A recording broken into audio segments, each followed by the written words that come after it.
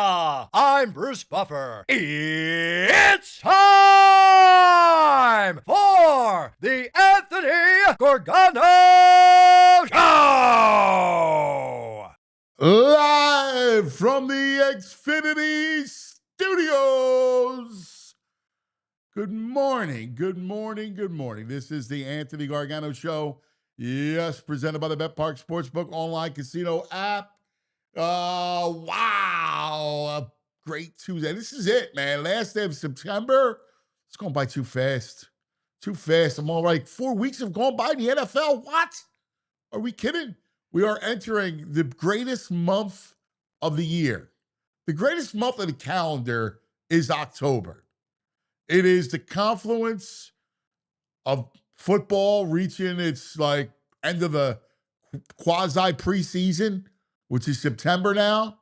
It's Major League Baseball playoffs, which kick off today. It's the start of hockey and basketball. It's the greatest month of the calendar, October. Oh, I love it. I love it. I love it. And as we enter October, the Eagles sit at 4-0. 4-0. And all the consternation going on with the offense. Oh, my God, A.J. Brown tweets and everything happening around this football team. Of all the worries and concern that's around this team, they just sit at 4-0. They don't lose. They've won 20 of 21 games. An incredible stat, an incredible stat.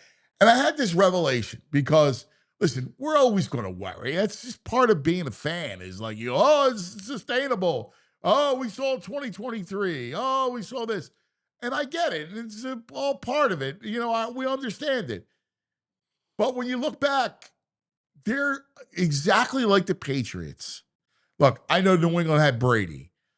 But if you look at the Patriots' dominance throughout the years during their dynasty, they would win ugly.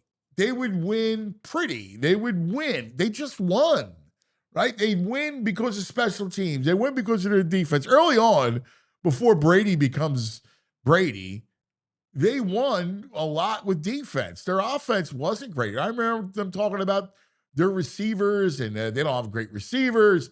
In fact, the only time they really did have it was Randy Moss, and they wound up losing the Super Bowl to the Giants. The Eagles are just that good. The Eagles remind me a lot of that Patriots team in that they know how to win. They do little things. They have terrific special teams, right? On a sizzling day in Tampa where the offense isn't good, they put up 30 points. What? You're putting up those kinds of numbers points-wise, even though the offense really kind of wasn't good. It's astounding. But there's a DNA to this team, and the DNA is a winning formula, right? It's an equation. If DNA is a sequence, the sequence for the Eagles adds up to winning. And maybe the offense can do just enough on certain drives. Maybe the defense can give up 2 big plays, but make enough big plays of their own with turnovers and key stops that negates all that. Maybe it's special teams that comes into play against, right? The block, which was incredible against the Rams, swat against the Rams, and then another swat to start off in Tampa. And then, so when you look and examine all of these games, of the 4 games, it all comes down to their winning.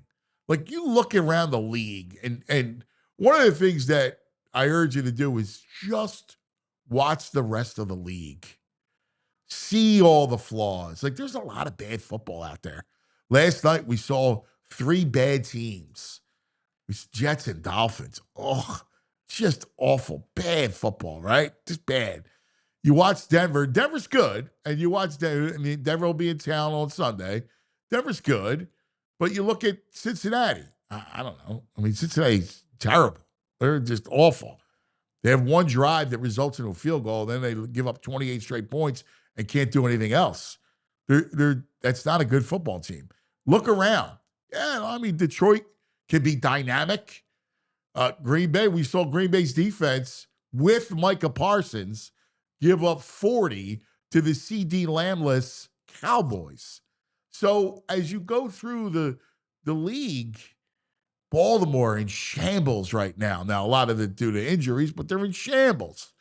The Chiefs just finally get right because it's Baltimore in shambles. The AFC North, which I thought had a chance to be the best division in football, other than the NFC North, is a mess. So much so the Steelers have sights for the North Crown. Think about that. The Browns are buyers trading for Cam Robinson.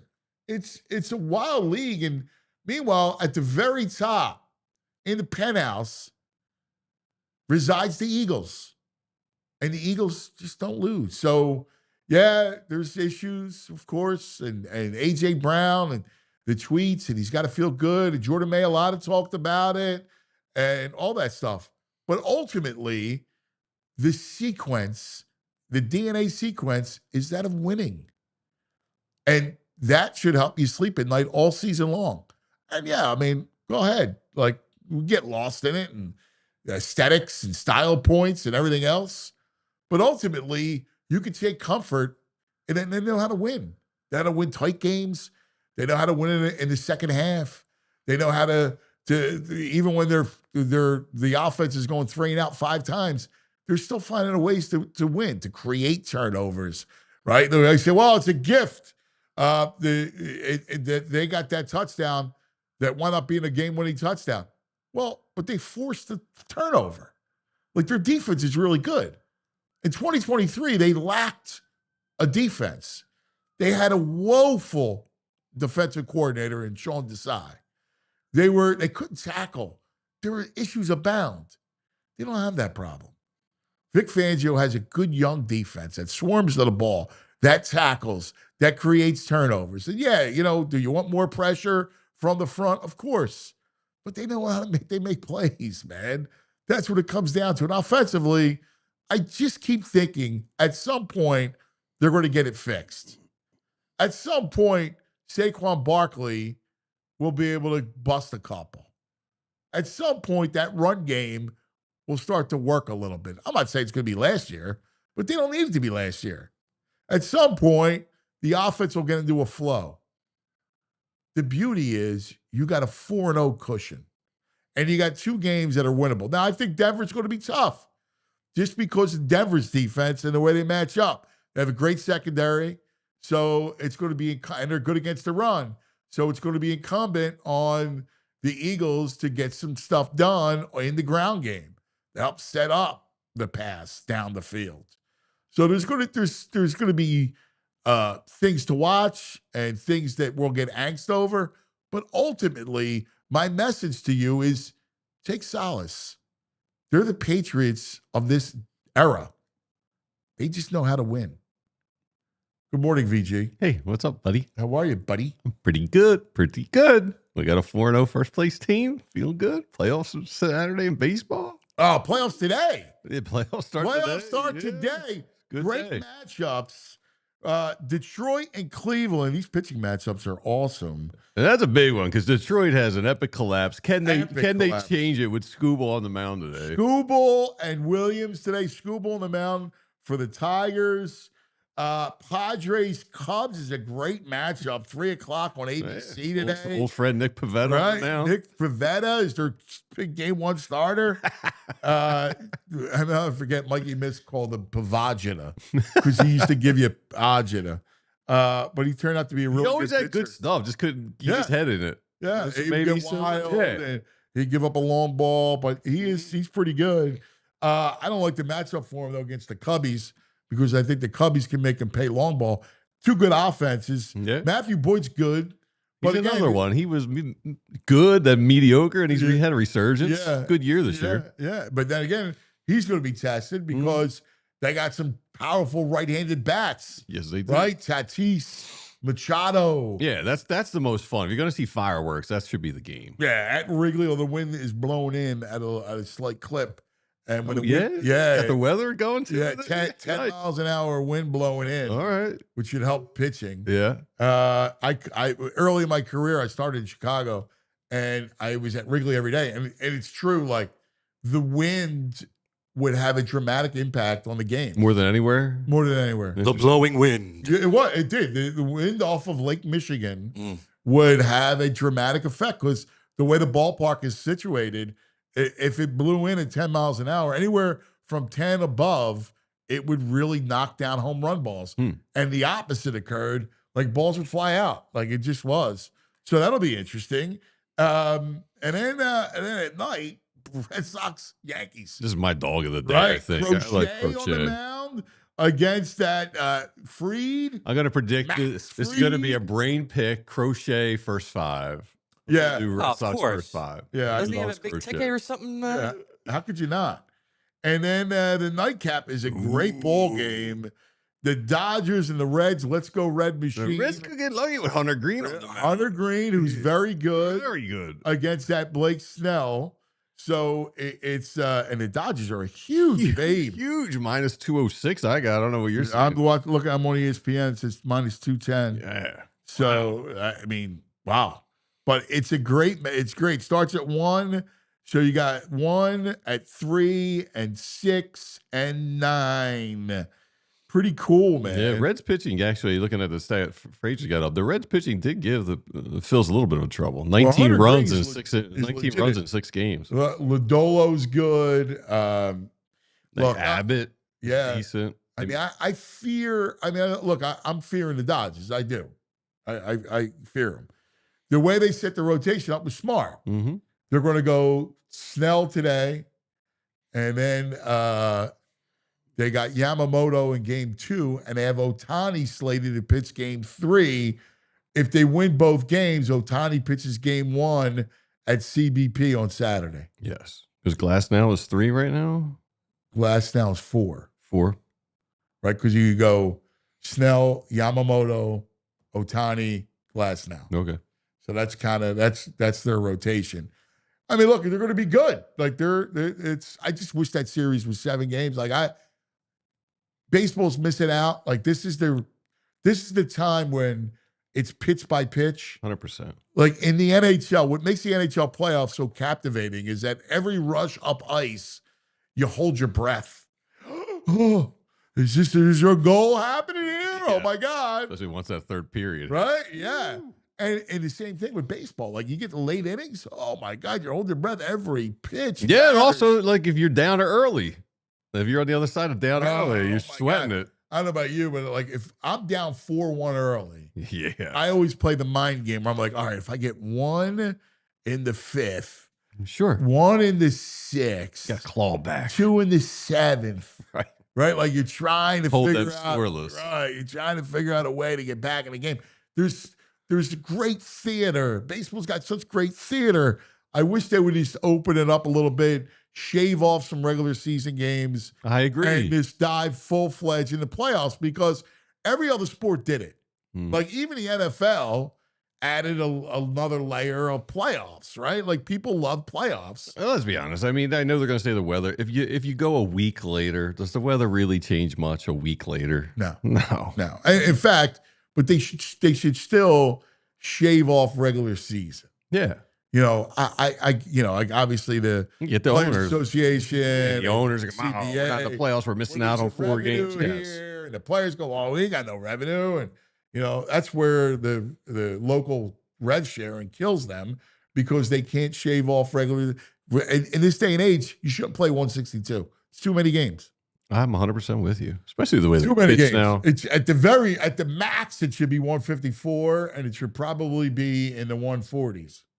No, now you're getting crazy. 140s. Yeah. 150 is my limit. You can't go less than 150. Well, if it was me, I would go drastic. And you know me, I'm a traditionalist when it comes to sports. Surprised at this. But I would go in the 140s and open up the playoffs because I think the playoffs make it fun. I mean, it's breathtaking, right? Yeah, I can't wait. I'm excited today. Great ball today, tomorrow. I love the fact that they go Saturday, not Sunday. Yes. Right. And it looks like I guess NLDS is slated for 1 o'clock and 7 o'clock. I think I read. Phil's got to be 7. Phil's Dodgers got to be 7 o'clock. Yeah, prime time at the bank. Yeah. Like Phil's Reds. They're gonna want the bank. Phil's Reds. Yeah, well, Phil's whatever. They're gonna want them at the bank with the tarantula, all that theatrics. Yeah, I hope so. If it's Phil's Dodgers, it's got to be prime time. Yeah, that's my hope. Yep. Because my opening. Yeah, I don't want to talk to you about this because you said it to me before the show that there's angst everywhere. Everywhere I went yesterday. Your postman, my bartender. Yep. There's Eagles angst. The gym, the guy at the desk at the gym. Everyone's like, oh man, what are they going to do about this offense? Can they sustain this? I keep going back to the winning DNA, right? DNA is a sequence. Their sequence equals winning. Their DNA sequence is just winning. And it's what it is. It's WWWW. I know. It's all they do is win. Astronomical. And you remind me of the Patriots. If we think back to the Patriots during their heyday, during their dynasty, I remember people going, all right, this is the week. They're not winning this week. They just win every week. But with the Patriots, you were like, okay, it's Brady and it's Belichick. The greatest quarterback, maybe the greatest coach. Agreed. So what is it about the Eagles, though, that they don't, you can't say they have the greatest quarterback. Brady, right? So they're missing that component. Yeah. Obviously, Sirianni's not Belichick. So obviously they're missing that component. Is it? But everything around them is great. Like everything around them. They're better around like Vic Fangio as a DC is better than, well, I guess Patricia was there. They had a bunch of coaches kind of cycle in throughout, right? Yeah. And I think the Eagles defense is better talent-wise. I think the Eagles front office is better. All right. The Eagles O-line is better than the New England O-line. I know this O-line's struggling a little bit, but it's still not bad. Like, you want to see bad O-lines? You watch the games last night. I mean, they were awful. I mean, I think everything you said is right. This year, some things jump out. I mean, the O-line doesn't look like, I know what you're saying, but for what the Eagles do, it doesn't feel like a good O-line. Like, they're a run team. That's their identity. Steen stinks at the run. I mean, Franny broke down some film. There's a lot of problems on the run game going on right now. It looks a disaster, which is surprising because, Stoutland's the head of the run game. So it's a little surprising. I think the front office is not having a great year. Tight end's a big issue. Isaiah Rodgers is a big mistake for $5.5 million. So not Howie's best year. I think he's going to tweak it. I think he's going to make some trades and fix it. But yeah, but meanwhile, like all these things, right? You're not wrong about those little tweaks. Like You're not wrong about but there's degrees. Like, is Tyler Steen stink? Does he stink? I don't think he stinks.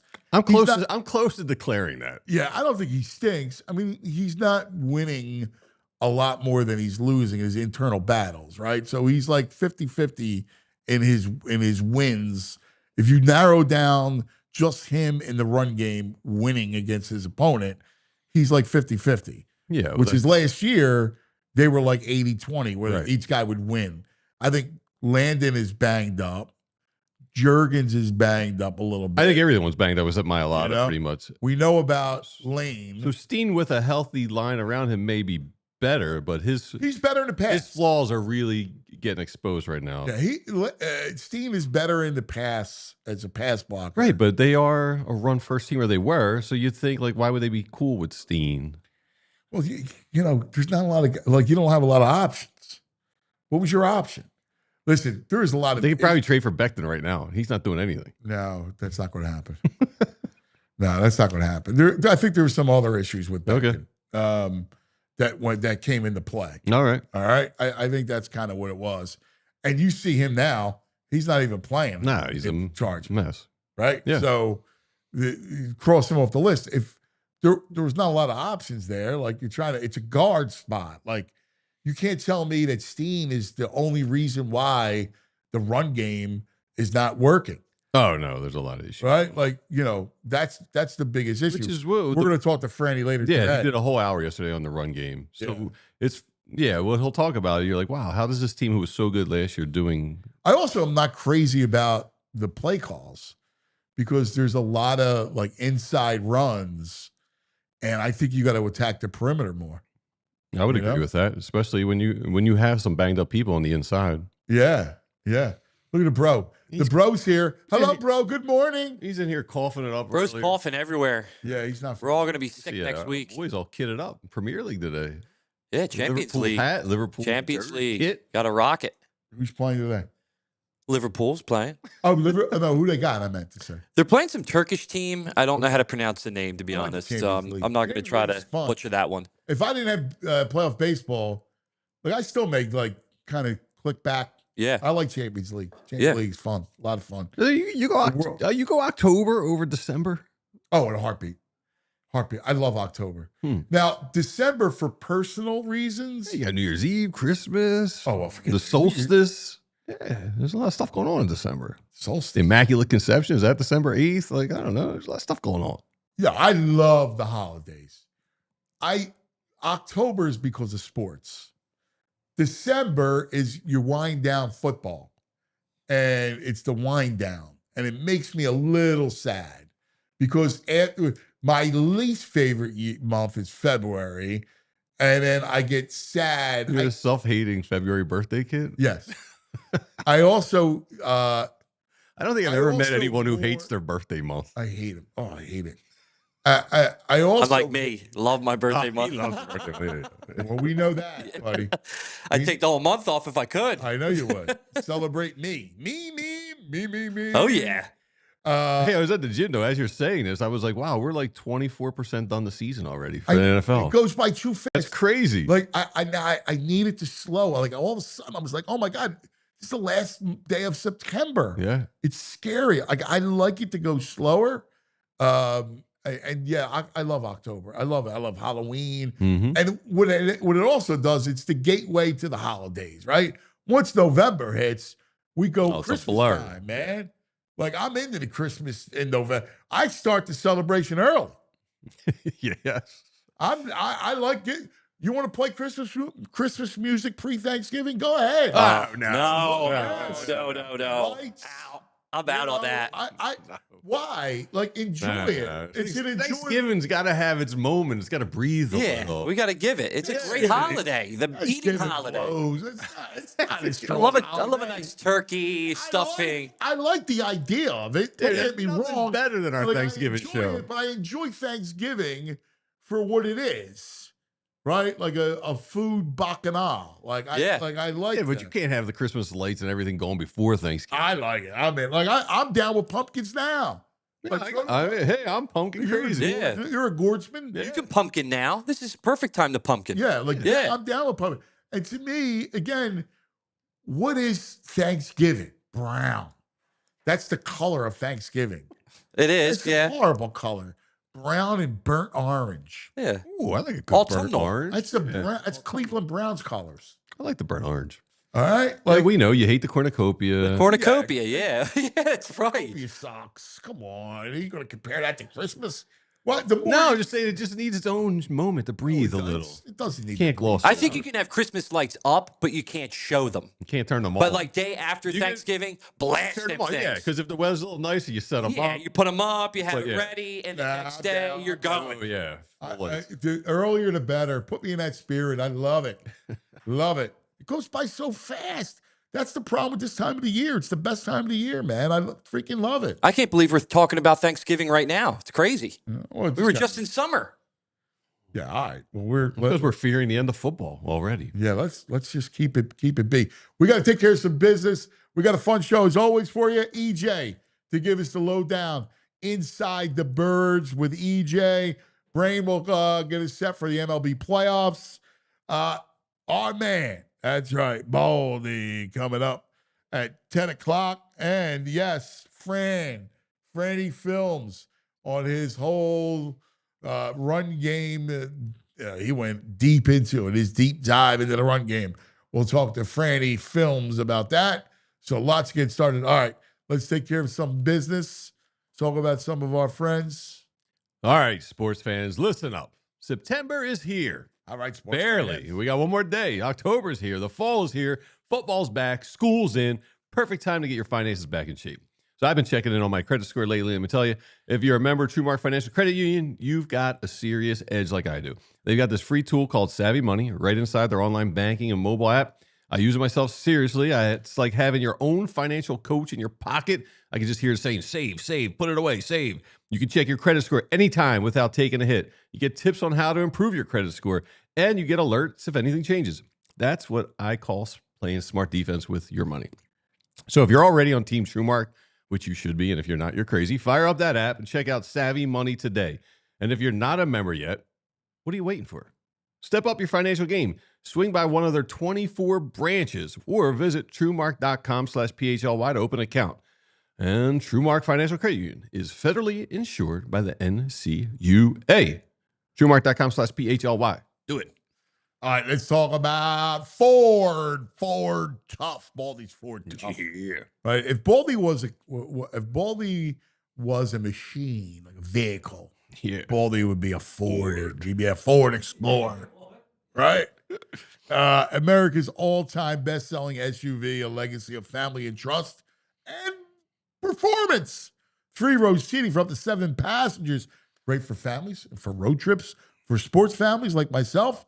You got rear wheel drive, intelligent for WD, right? For better traction and control. You got a choice of 3 powertrains, including hybrid for better fuel economy. It moves up to 300 horsepower. All right. You got a great balance of power and economy. They have a whole suite of advanced driver assist features. So it's high tech. You got to love the feeling of the high tech stuff. Large touchscreen, voice command. You got drive modes like snow, sand, tow, mud, Yeah. whatever you want. All right. There's 87.8 cubic feet of cargo space with the rear seats folded down. That's a lot of space. A lot of space. All my friends watching, you put your amps in there, your drums, plenty of room. Yeah, there you go. It's amazing, man. Built for families, but ready for adventure. A true do-it-all SUV. For more information, you can visit your local Ford store. Ford tough. All right. Now, let's go to the old PHLY Eagles show. Yes, Insider with our man EJ. Give me that E, give me a J, give me an EJ, give me that EJ Smith. There he is. Welcome back from Tampa. You have a good trip? Yeah, no, it was a great trip. Warm down there, but yeah, no, enjoyed myself. Had a good meal with a former PHLY employee. I don't know if I'm allowed to say his name on this podcast. Zach Berman. We love Zach Berman. Yeah, no, I mean I love him too. I don't believe I'm scarred from Bo. Just FYI, right? I don't believe in this adage of persona non grata because people leave and come. It's all part of the business. You make relationships, friends. You care about people. Just because they're working in a different outlet, Zach went to the Athletic. God bless him. He's always be a friend. He's always family. That's how he's going to love that you said this too. Yeah. I mean, listen, I'm scarred from Bo. Every time I bring him up on the show, it's like I stick my hand in the in like the bug thing when we were kids. Yeah. Bo's a tyrant on that show. He Yes, rules with a heavy hand. Yeah, he does rule. He does. Yeah, it's the truth. All right, lots to unpack. First of all, what's the status of the room, right? Because the room, if there's any concern, I know we have the offense and all that stuff to talk about, but the only thing that would ever really concern me with this team, because I do think the DNA sequence is WWW. It's all about winning. But, things can unravel from the inside. The A.J. Brown tweet, and how is that going over? That I completely agree with you. That is the one thing that I wanted to get to on the show is like, if you like, I throw away 95% of the 2023 comparisons for all the reasons we've talked about. This team is built differently than that. They've got a defense that they can lean on. They've got a coaching staff that is further along than that team was. The one thing that I'm going to leave space for is the way that the locker room kind of unraveled even as they won games that season. And again, I think the leadership nucleus is different with this year's team, but that's the one thing that going into this week, I'm going to have my eye on it all week, to see how guys are responding to it. Because you think about like the way that AJ responded at the end of this game, just like the fact that we didn't hear from a lot of the Eagles, offensive leaders. You didn't hear from Devontae Smith or AJ Brown. You didn't hear from Lane Johnson. I want to know I want a temperature check with those guys, because I do think that, I understand that people will say, oh, this is a media thing. The media will nitpick even though they're 4-0. Like, the guys in the locker room understand if they're not playing up to their potential, and that draws frustration as well. So that's a big deal, going into this next stretch of the season. They've done well. And, I want to also point out, like, being in Tampa, like, one of the things that really I could not get out of my head is like, they were 2-2 that in Tampa that time last year. It was 364 days earlier. And when I got on my flight home from Tampa a year ago, I would have had no idea that they would have been able to win a Super Bowl with that team and do what they did. So it's early. There's still a lot of time for them to figure this out, and they've proven that they can. But again, I still want to keep an eye on the way that this unfolds over the next couple of weeks, because this has been something that's been bubbling over with AJ. I think we've seen it, when he has talked, that there is some frustration there. I just want, can I hop in on here? It's too late now. All right. So I just wanted to, because I was going to ask you about that. I was like, you said yesterday that you've known this has been an issue all season. We see the tweet resurfacing of AJ's Instagram. We're saying the Super Bowl thrill wore off quick because it's not about winning. It's about him dominating more so individually. And if we know that's in the past and you felt this coming, shouldn't the coaches have felt this coming and been a little more creative with him? Yeah, I mean, I'm sure they didn't go into the season thinking like, oh, we're not going to feature AJ, because you're right. He came out in the summer and said he wants to be the best receiver in football. He wants to put a stamp on it.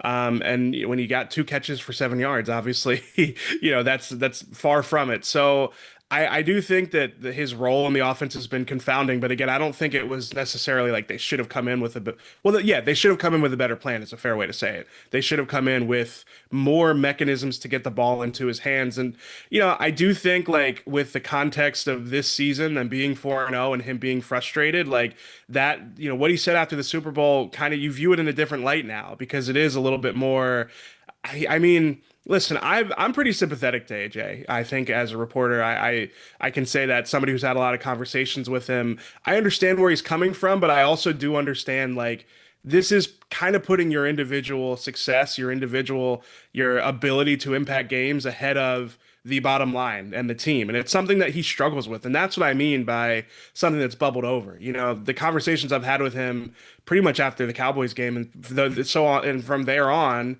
have been about that push-pull of, like, the team is winning, but I'm not doing what I feel like I can do to contribute to winning. And there's a frustration there from him.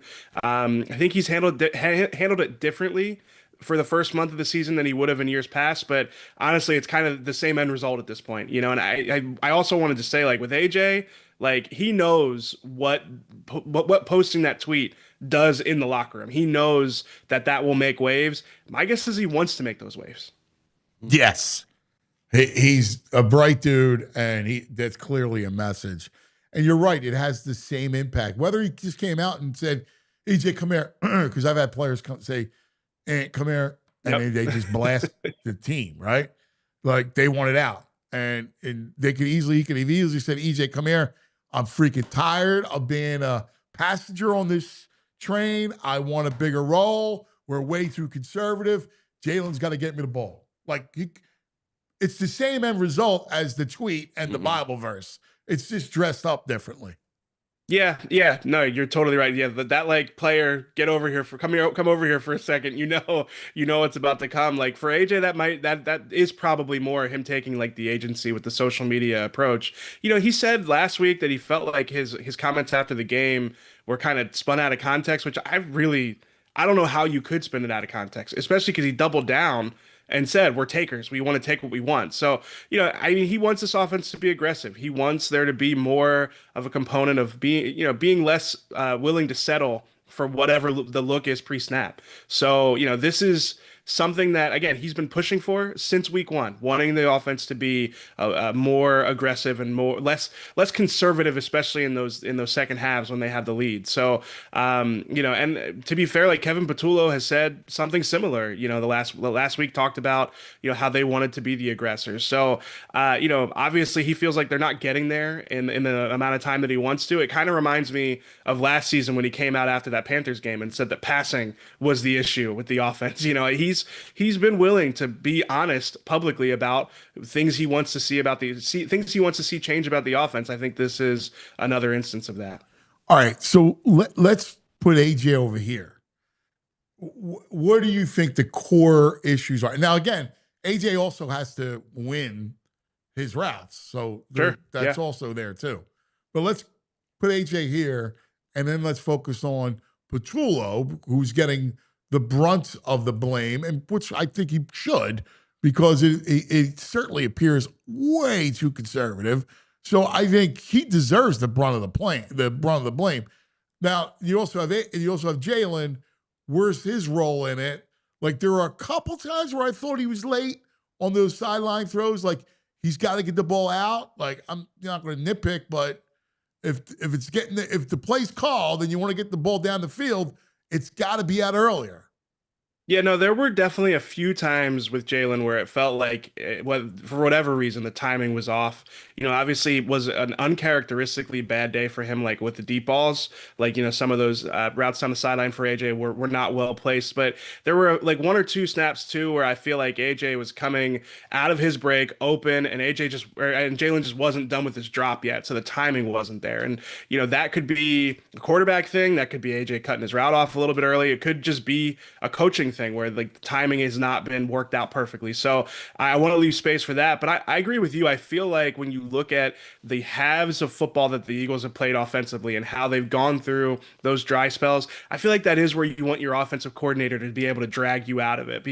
You want an offensive coordinator that then can say, like, we need to get to this. And I think it's reflective of the fact that they don't have an identity yet. And the run game has been a big part of that. There have been times like, the fourth quarter of that game against the Bucks, I figured that offense is going to go out there and they're just going to go sit on the football for 10 minutes. They are just going to get 4 or 5 yards a pop all the way down the field. We've seen them do it. For years, we've seen them do it. And the fact that they can't lean on the run game, again, you mentioned Fran had a great breakdown of the run game and how it's not necessarily an easy fix because it's not one thing. It's not one player. It's not one component. The fact that they haven't been able to lean on the run game, I do think that they probably need to lean on Jalen more. And I think that's something that Kevin Patullo is going to have to figure out. That is an OC issue for me. Yeah, he's got a lot of work to do. Like, he also, I think, needs to his route concepts, he needs to tweak them, man. I'm not in love with some of the play design, some of his route concepts. I agree with you. The one thing about Kellen Moore is Kellen Moore was an established play caller, an OC that knew how to scheme guys open. And I think Patullo's still feeling his way about it. So I think there's major issues with him. Beyond just conservative, not conservative. The run game is the biggest problem because without the run game, the pass game always works off the run. I mean, it's just part of, now you can throw early to help the run, but with the way the Eagles are built, they need to run it first. That makes their passing game better. They're a better run team than they are a pass team. And history shows you. What is the biggest issue with the run game, and what are they telling you?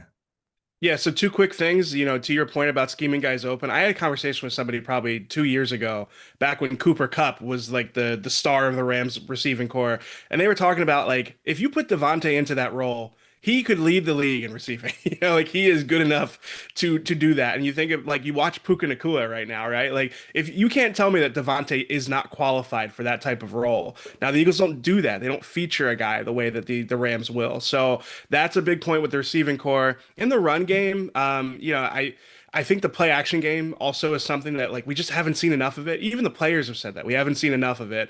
And then like if you're asking me like what are they going to do to fix the run game?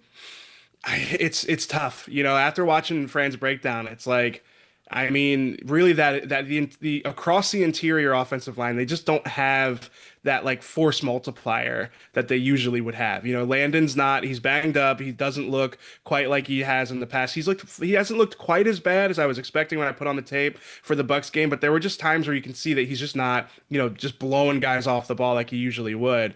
And then you look at Jurgens. I mean, I thought he'd actually played pretty well against Vita Vea, but again, not a difference maker, not like somebody who's going to go above and beyond in that sense. And then Steen, yeah, Steen has some losses on tape. So, you know, you add all three of those guys together and you all of a sudden your inside zones, even like your outside zones where you need to cut it back, they're not as effective. And then the tight end group, I mean, they lose at the point of attack more often than they win. So there goes your outside. Well, I mean, Goddard's the only one who's any credible, who's a credible blocker. Yeah, and even him, he had a loss or two against the Bucks, and tough matchups. I think it's fair to point out, like one of them is against Yaya Diaby. Yeah, that guy's a beast. Yeah, so don't want to be overly critical there, but yeah, I just think they don't have like those guys that are just going to cave in one side of the line like they usually would, especially with Lane out or in and out of the lineup. I think Mailata and Dickerson could get there, especially toward the end of the season if Dickerson can kind of learn.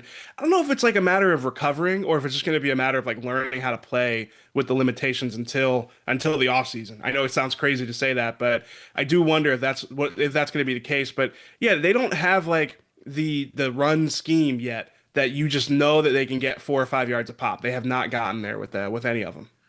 So what you know, I started the whole show off, the whole dissertation about the winning DNA. But if we're going to go into this thing, what's next? Now, Denver has a very good defense, and they have a terrific secondary. They have a lockdown secondary. So I'm curious to see that matchup and kind of what it's going to look like.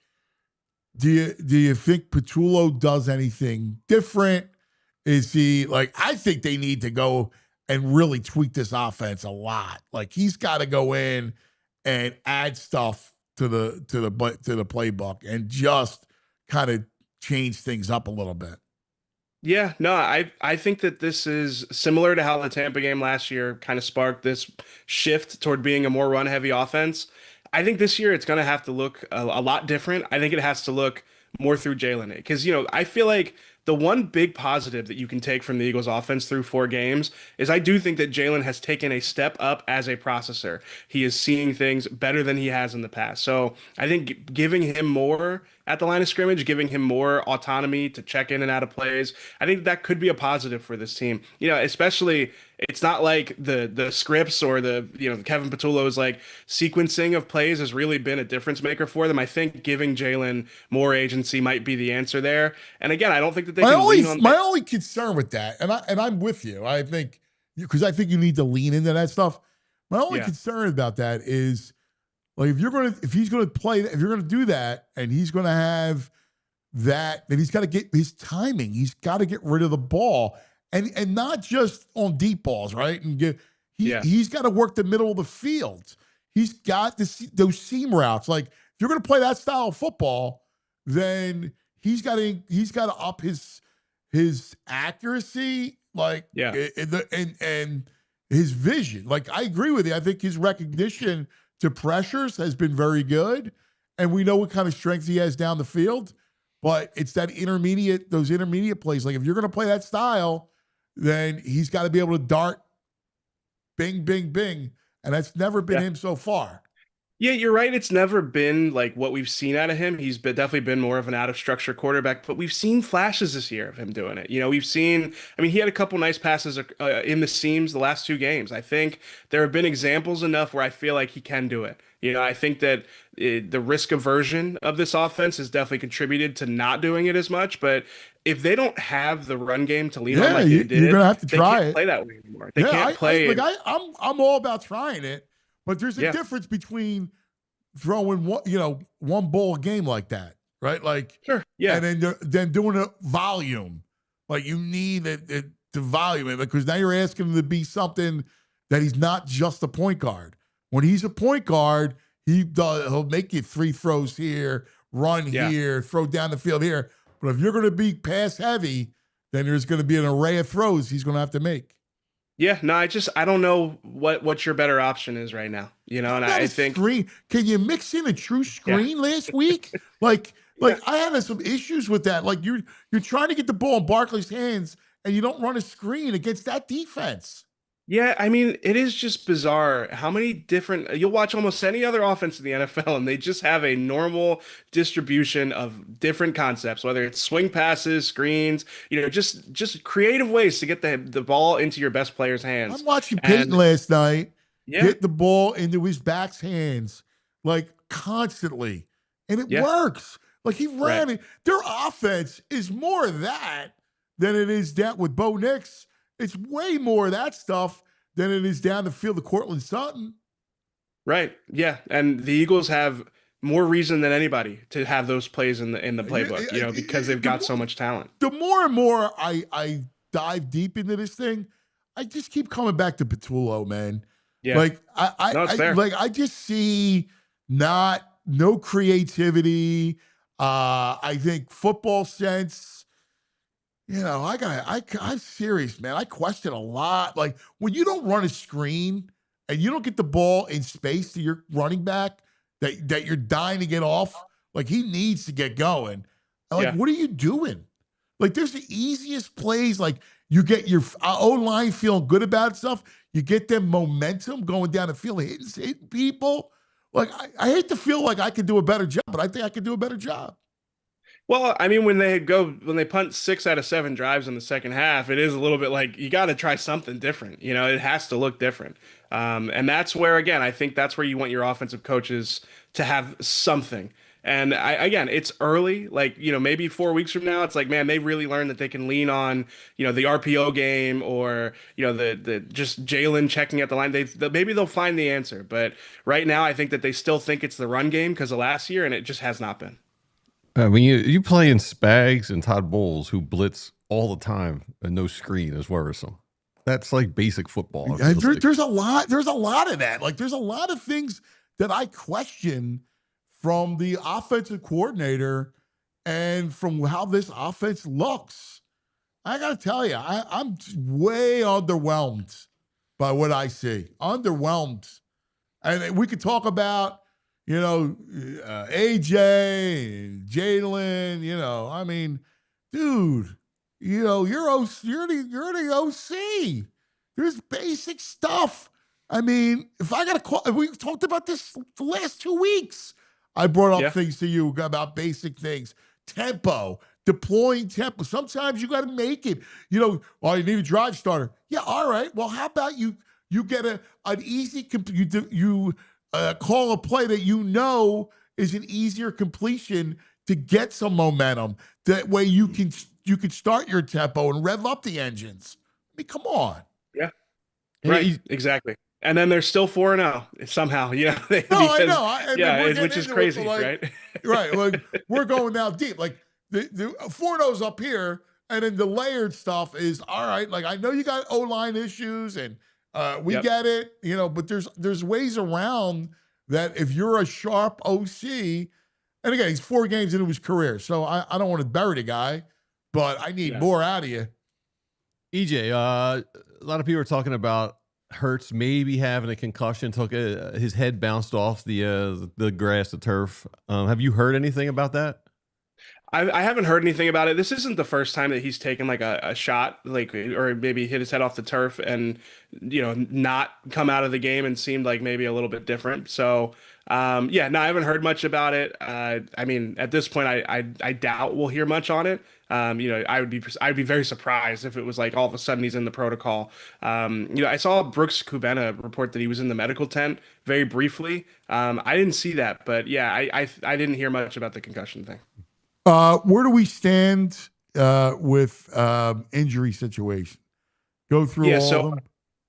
I think we were aware of all of them. Obo Okoronkwo is likely headed to IR with a triceps injury. I mean, their edge rusher depth all of a sudden.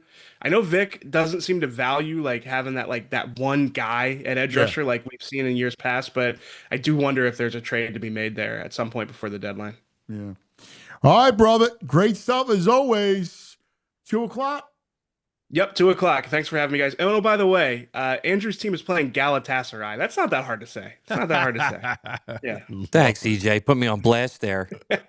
EJ's a true soccer man. He is. If I want soccer expertise, I'm going to EJ. I respect it. Yeah. And I'm out on the Christmas lights before Thanksgiving, guys. It's my favorite holiday. There's my man. Christmas is my favorite holiday. But you can't cheapen it like that. You got to leave it for the holiday season. If you make it 2 months long, we're not talking Christmas anymore. Smart. That's why I like you. That's why you like fullbacks. How's it 2 months? I'm talking 6 weeks. Yeah, 6 weeks, but that's not Christmas. Like Yes, it is. you got to we have a strict rule in my house. The 6 tree, weeks, you get the cuz. tree around the 10th, you get 3 The weeks with the tree. 10th. Yeah, you Nah, get 3 weeks with the now, tree. now you lost me. That's way too late. You gotta get the tree up right the Friday after you get the tree I up. want to diminish my own happiness. Listen, I love Christmas, but I can't drag it out. I can't make it 5 or 6 weeks. Drag it out. It is the actual holiday. You're a Grinch. You should be wearing a Grinch suit. I love it, buddy. Thanks, EJ. Yep, thanks for having me, pal. guys. All right. Time now. I just say in the chat, Joe L. AJ's direct boss, Patullo, is a moron. It's plain and simple. We've all worked for a moron at some point. I've worked for my share of them. That's for sure. Don't get in the media business. All right. Let's go to our man, the Brain. Brain. Red, the Brain Finder. Sportsbook online casino app on the Xfinity guest line. Our man, the Brain, as we kick off MLB playoffs 2025. 4 spectacular games today, Brain. Leading off, the sinking Tigers. The Tigers, epic collapse. They can now salvage it. Playing the Guardians, Scooble on the hill against Williams. How you seeing it? You know, it's interesting, Anthony. I do all these, especially in season, like win props, division bets throughout the year, like betting this stuff every single day. And usually that's the stuff I definitely do the best on. And I had a very, very, very good season. But the team that I got just smoked on when I'm doing my like P&Ls at the end were the not the Detroit Tigers, the Cleveland Guardians. I had a bunch of money on the Guardians under 83.5, a bunch of money on them not to make the playoffs. And they got the best of me for sure. That being said, again, I look at this team and I'm just like, it kind of, in a way, reminds me of when you look at the Eagles, how they're 4-0. You're like, okay, Jalen Hurts has completed 500 yards in 4 games. A.J. Brown has a combined 25 yards in 3 of his 4 games. Saquon Barkley's averaging 3 yards a carry. How are they doing it? Go do me a favor. Look at Cleveland's stats, Anthony. Their lineup, outside of Jose Ramirez, they have 8 guys who are well below average. Now, I think I read There's only one guy I like on that team besides Ramirez. It's Manzardo. Juan? The first. I mean, he hits home runs. He hits home runs, Kyle Manzardo. Yeah. But you know, it's funny, Anthony, if you look at it, I think I saw that in their last like 30 games when they went like 29-1, they allowed like 38 runs in 30 games. So I guess if you allow 1 run a game, you don't need to hit. Yeah. All that stuff being said, I like Detroit here. I bet Detroit. I laid $1.51 right now. Too cheap for Scooble. I just listen. I know here what it comes down to, and I followed. Not makes a difference, but I followed Gavin Williams his whole career. I did these stupid fantasy leagues. He was my rookie, so I followed him. He was a late first-round pick, and I've been following him since he'd come up. I know Tariq Scooble's going to pitch well. I know he is. Gavin Williams, I think, is going to pitch well. I do. I think Gavin Williams is going to pitch well, but I don't know he's going to pitch well. To me, this is a game where again, nothing about Cleveland scares me. Feel very good through 6 or 7 innings. Cleveland's going to finish with 0 or 1, maybe 2 if they surprise me. I know the Tigers have been absolutely god awful recently. don't love the bull. There's nothing about the Tigers I love other than Right. Skubal, but this one guy I trust. I laid the 3-2 price. And I think it merits a bet. As you said, it's the cheapest price you've probably seen Skubal, Anthony, maybe all year. I don't even know, And I just don't fear this Cleveland lineup. I understand, though, that Detroit may be scoring 0 runs too, but I'm willing to take that chance. All right. Cubs, Padres, wind blowing in at 10 at Wrigley. Fun game, Pivetta. So you got Pivetta, and I'm anxious to see this one. Yeah, this isn't the tough game. I mean, this series to me, out of the 4 series, this is the one series I don't have an opinion who's going to win. Yeah. This is to me the hardest one. Pivetta's, it's funny. Ex-Philly, remember the pitch? Like, how many years did he pitch here? Oh, he was here for a while. Listen, he really pitches. We talked about him earlier. He's a guy that is really. He's always had great stuff. Now he is susceptible to lefties, and the Cubs have their share of big time lefties that can go after you, right? Like, and then the same token with Boyd, the Padres have Tatis and Machado from the right side, so it's going to be an interesting matchup. Yeah, listen, I'm with you 100%. I'm with you 100%. And like, to me, as I said, tough game. Again, Pivetta's been really good all year. Listen, right now on the line on the Bet Park site, we're looking at -130, Cubs plus 108, Padres. Here's the thing I'll say, Anthony. If this game is, let's say, 2-2 in the 7th, 2-2 in the 6th, when it becomes a bullpen game, I definitely favor the Padres. Yeah. So for me, it's Padres or pass, especially taking a price, but not a game I'm betting. Boston, New York, Garrett Crochet, your boy on the hill. VG already has he already has a first 5. He says that you're going to go. His prediction is Brain first 5 Crochet. Well, VG again. I've been waiting all year. A couple of these things, not that anyone cares, but again, like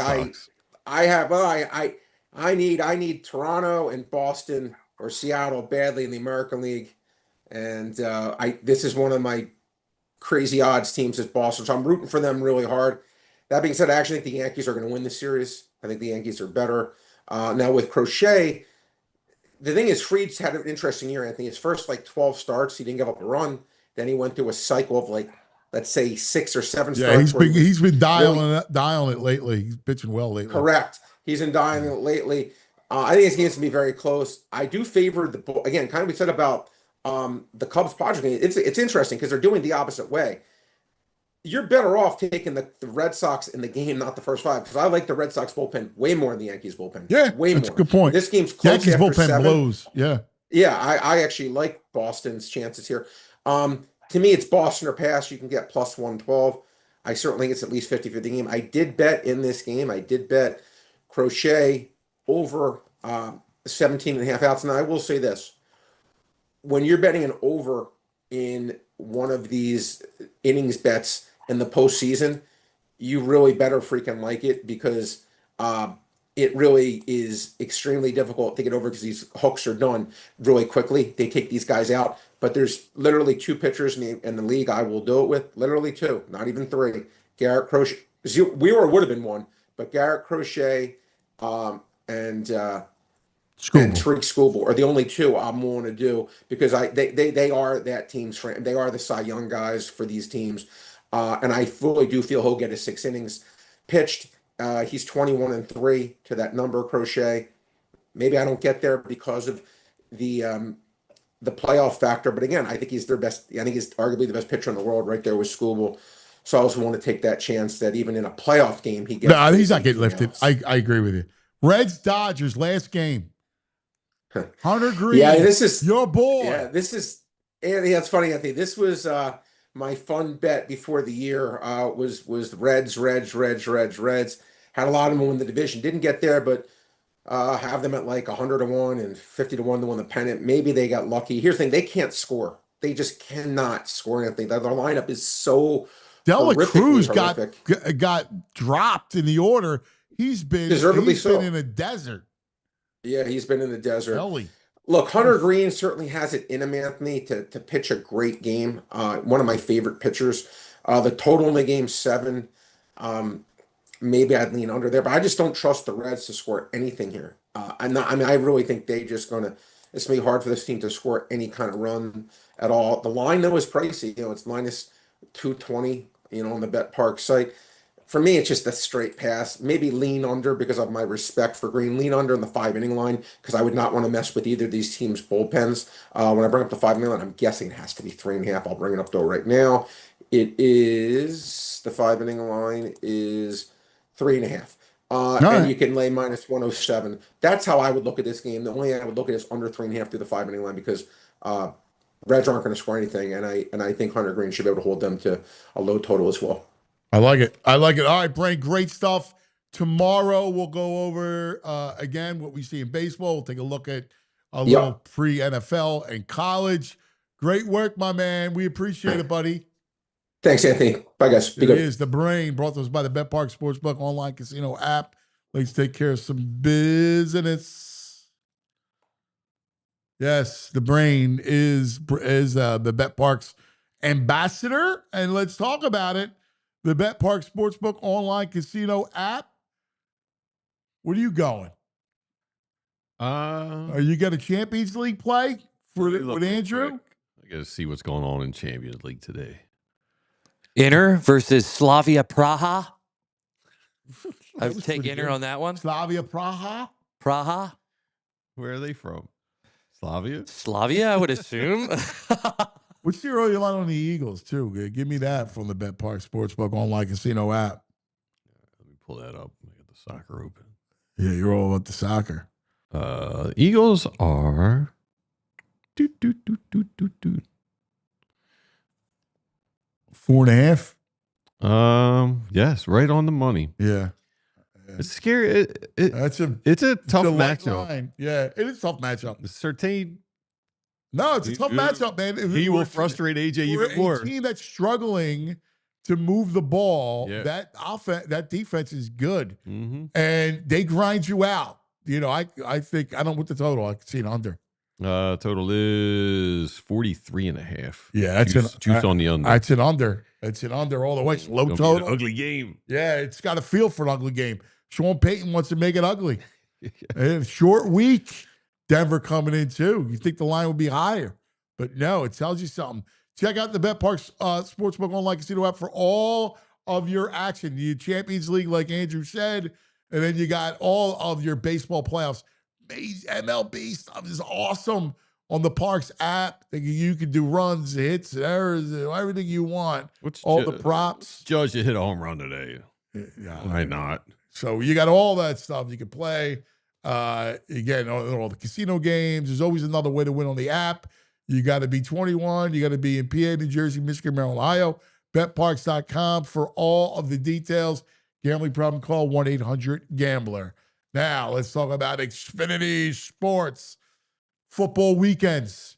You need Xfinity. I keep telling you because I keep using my boy. I feel bad. I don't want to rag on VG. I love VG. I need, I deserve it. Your setup's just a mess. I know. Lagging, buffering, switching between apps, trying to find a game. He's like this. He's got 17 remotes going, He's all thumbs. It's true. Sometimes I can't get the volume to work. Yeah. Oh, it's horrible. I know he's a big fan, but I feel fan-fished. That's why I don't go over there. See, call yourself a football fan. You got to have Xfinity, the ultimate sports destination. You can find the best games, your favorite teams all in one place, and the way you watch is next level. It's the perfect fan flex action right here in your living room. Xfinity's best picture and sound, enhanced 4K. Feels like you're in a stadium, like you're there in the middle of it. Amazing stuff. You also can get real-time notifications, live stats right on your television. It's the best seat in the house every time, all right? Next game day, make sure that big fan isn't a big fail. VG. Learn more at Xfinity.com. Xfinity. Imagine that. Restrictions apply. All right. Time now to go back to the Xfinity guest line where Ford Tough, Baldy.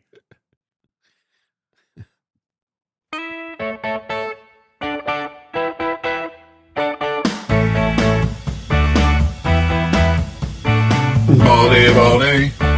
Oh, let's talk some football. Baldy, Baldy. Oh, he likes pizza and football. Oh, Baldy! If Baldy was a vehicle, he would be a Ford truck. Built tough, cuz. Yeah, I think that's a good analogy right there. Holy, yeah. You know what's funny? I've never American? it's funny. I've never owned a truck. Wow. I've had Jeeps, sports cars, SUVs. I know you never said owned a truck. back in the day driving a sports car, Baldy sports car, but you could I had morph into a truck. Hey, cuz I had the IROC Z. The Camaro IROC Z, man. Oh yeah, I rocked it, baby. With the mullet. Oh yeah. I had a mullet. I had the mullet going. Yeah, the whole thing. I thought I was living large.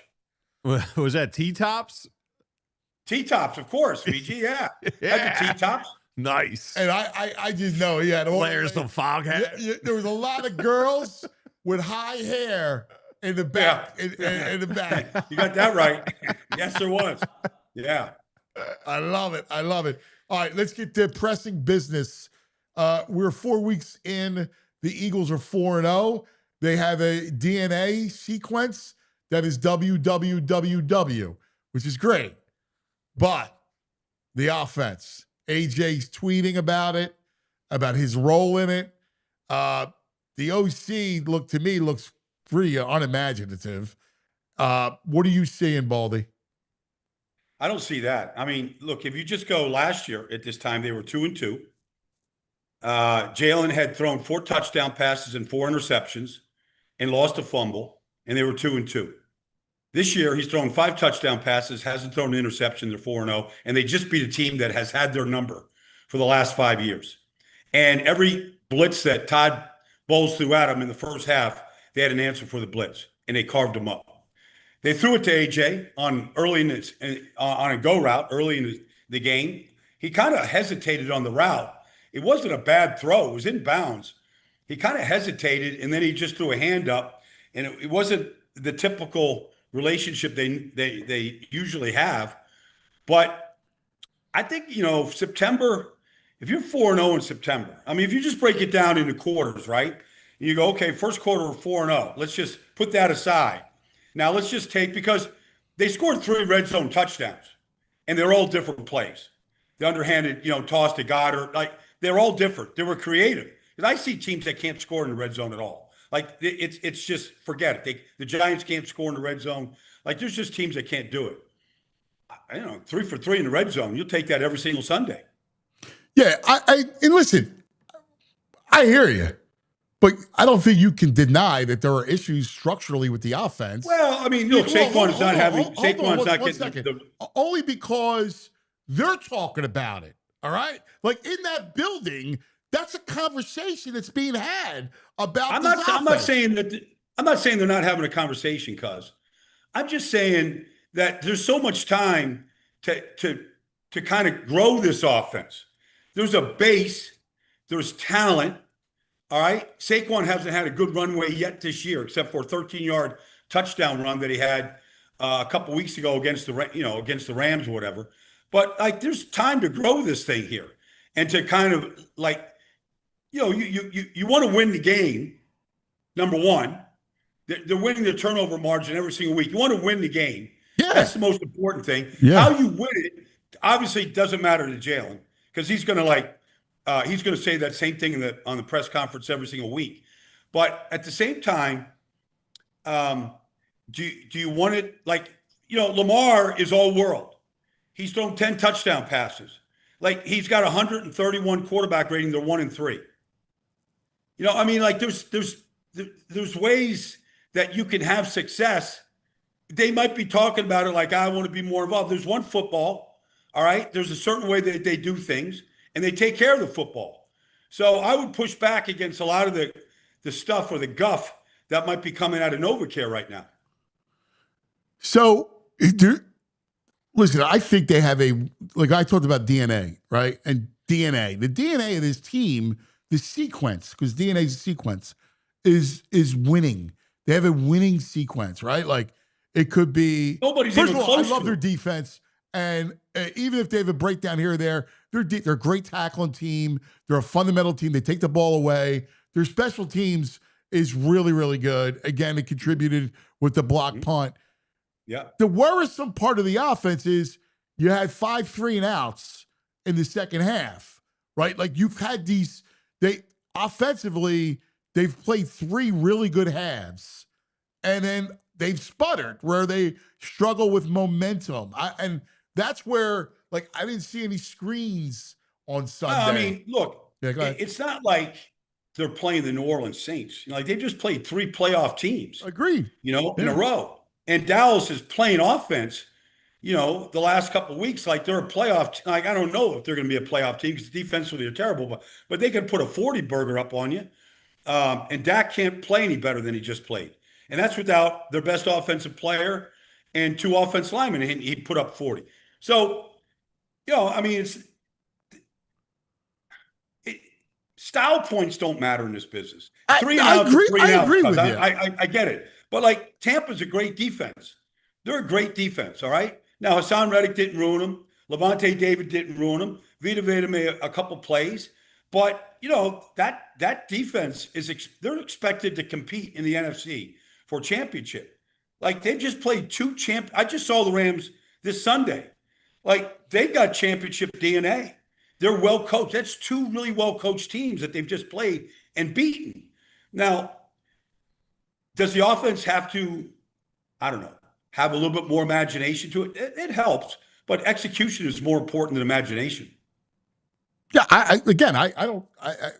think we're saying the same thing. No, because I know. Look, what you're saying, because I know what's going on inside the building.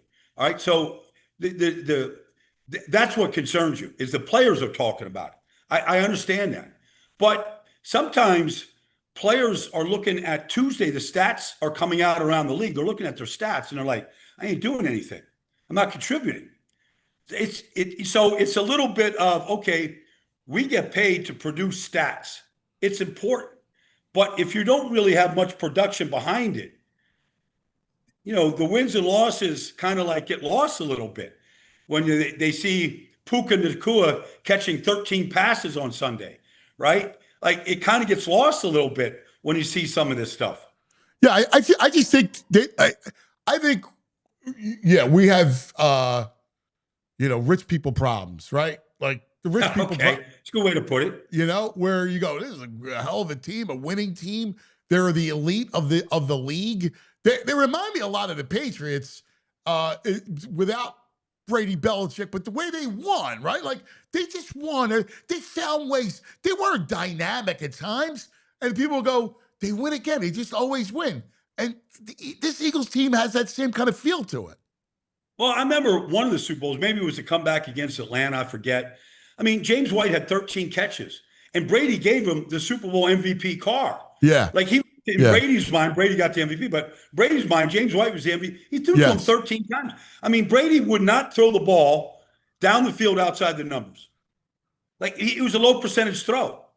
Like there was an opportunity. If there was an opportunity, and I don't know, like pick one of his receivers, like Randy Moss, obviously, but they didn't win a championship with Randy. But like he wasn't making those throws. Right. It's a low percentage throw. But it's funny, like, so when I talk about rich people problems, like if you're the owner and the owner goes, wait, I've been in this business a long time, right? Like this is the owner talking. And the owner says, hey, I got elite receivers, right? I got this I got Saquon Barkley, and yet I can't run the ball and I can't throw it to my receivers for big plays. And the owner goes, make that make sense. Yeah. Yeah, well, I mean, look, they're an analytics-driven team. And so, they think you got to throw it, in order to win. But they proved last year that if you run it 725 times in 21 games, you can win a Super Bowl.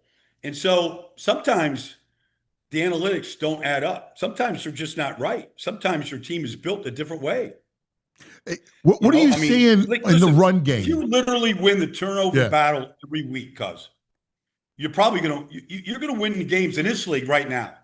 As valuable as possessions are, you're gonna win probably 80% of your games. Yeah, you're right. What are you seeing in the run game and up front, particularly the interior? Obviously, we know Lane's been banged up and Landon's banged up. But what are you seeing when you're breaking Lane's down playing film? great, man. Lane's playing. He's playing great football. Yeah, he's doing things right now that like he's excited about, technique wise. But they're not getting the type of movement that we have seen before. We're just not getting the type of movement at the point that, like last year. I mean, and Tyler Steen's a good player, but Mekhi Becton like just moved people. Like he was just, and that you get movement at the point against big people like Vita Vea, and then you get Saquon with his vision and then his burst. Like you're going to get, a lot of 8 and 10-yard runs. They're not getting that right now. They're not getting a lot of movement, no matter what type of runs they're getting. But that stuff still needs to be worked out. Like the type of runs they're going to be good at. Is it going to be more read option? Is it going to be more power football? Like I would go back to the power game, but I don't know how well Landon feels right now with his. He plays through everything. He's just a tough guy. But I don't know how well he's moving, if he's got the same level of power. But, typically Landon and Mailata on that side, they move big bodies. And it kind of looks like a cluster in there a lot right now. It does. And Steen, like you said, is not Becton. So the power on that side isn't there because you don't have Becton. When it was Becton and Lane, and they were just mauling people. Well, what happens is, so Lane is, he's just a world-class athlete. He's always on his feet. But the way that he plays, if that guard, like back when they had, Brooks over there, like when he had guards like Mekhi and Brooks that just moved people because of their power, like he could come behind and just clean it up. They get the push, and then he would just finish it, and they got great combo blocks, whether it was backside cutoffs or front side stuff, where they're pulling the guard, and they're not getting great movement at the point right now. And so that's one of the things that's missing. But I'm sure that, and then, like some of this stuff is just, every year it's different. Like, okay, Saquon hasn't had those runways, but I think as soon as he sees one, he's going to hit it. And I don't know when it's going to happen, but I believe it's going to happen. The one thing I'd like to see a little bit more, especially with them struggling to get going in the run game, is the way Sean Payton uses his backs out of the backfield and get the ball in his hands a little bit. I mean, again, you can't throw it to Saquon enough. They had 5 3-and-outs last week and not a screen in the second half. I mean, the screen game is like, that's just a good way to like invite the rush, get the guys with the athletic ability, get Lane and get these guys, Mailata, get these guys that can Juergens. Thank you. Get these guys that can run, get them out in space. Like I do think the screen game and really the quick game is an easy way to kind of jumpstart. Like we for whatever reason in Kansas City, like their drive starters, it's called like the stick route to Travis Kelce. It's stash route. Yes. Like you just want drive starters. Yes. So 6-yard screen. Yes. Quick screen, whatever. So you're 2nd and 4. Now you got some creativity. You got some, you got a little bit to play with. Yes. Yes. Therein lies my issue with the offensive coordinator is that. It's exactly that from what I saw on Sunday. Hey, he did some cute things. He did the shovel pass was nice. The play off of the tush push, that was nice. But there's basic stuff that needs to be really kind of buttoned up. And especially against a team like Tampa. I agree with you. I'm not expecting gaudy numbers, Baldy. I'm not going, but I want basic things to be able to lean on. And I'm watching Sean Payton. Sean Payton is such a great coach, right? Like, he's just such a great coach. You look at what he does with his quarterback and his backs. Like, they don't have Saquon Barkley, right? Like, they got some good, nice young backs, right? They got a kid that we always liked that they've leaned on, who got 100 yards last night. And again, it's the Bengals, so I'm not blowing it out of proportion.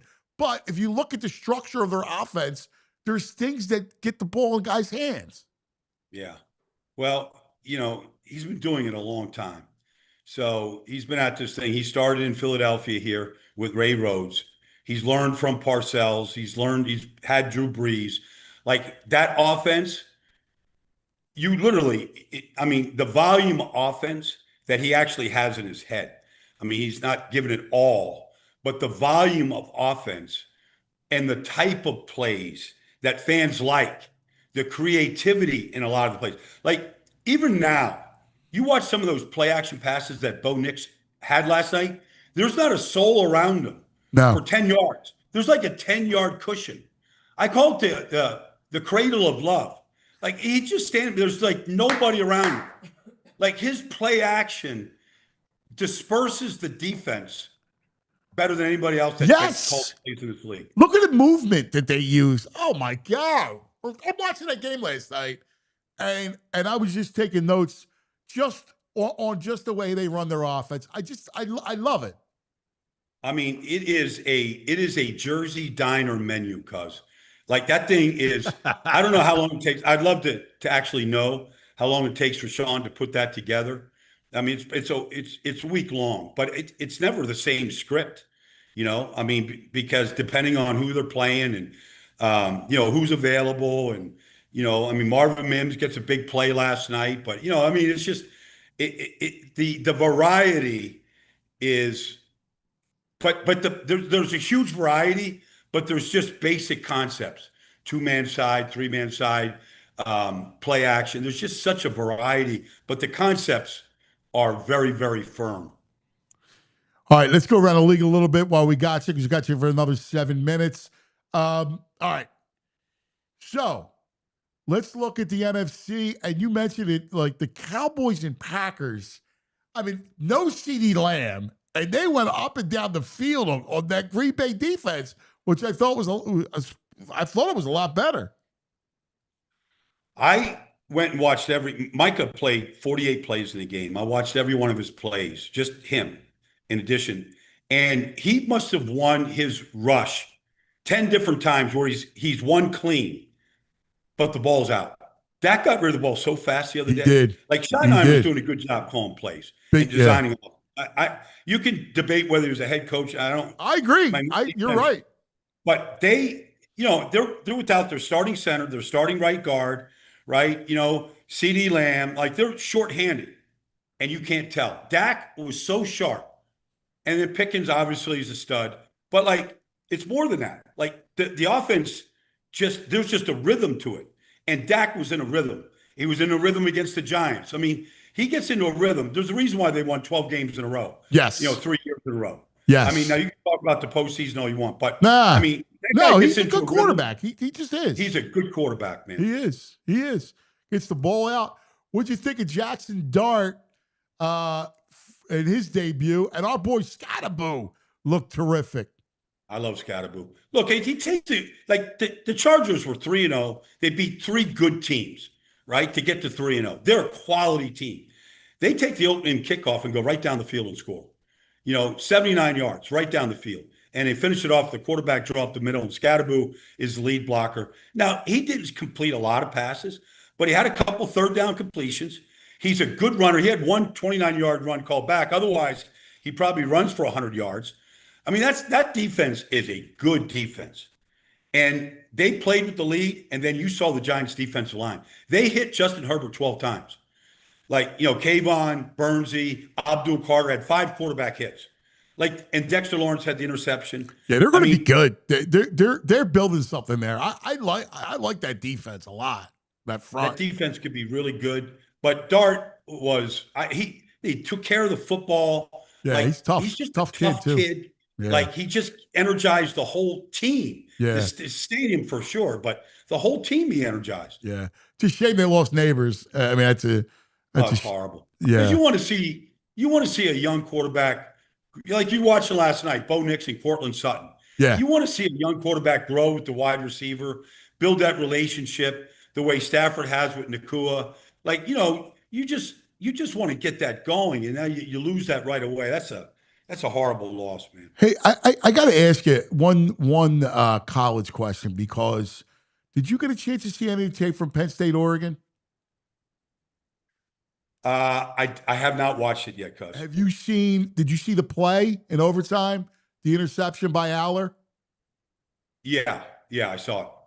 Like, if you're a scout, right? It's like that's a huge game. That's a huge moment. He played right? great. It's first down. You I know. can't.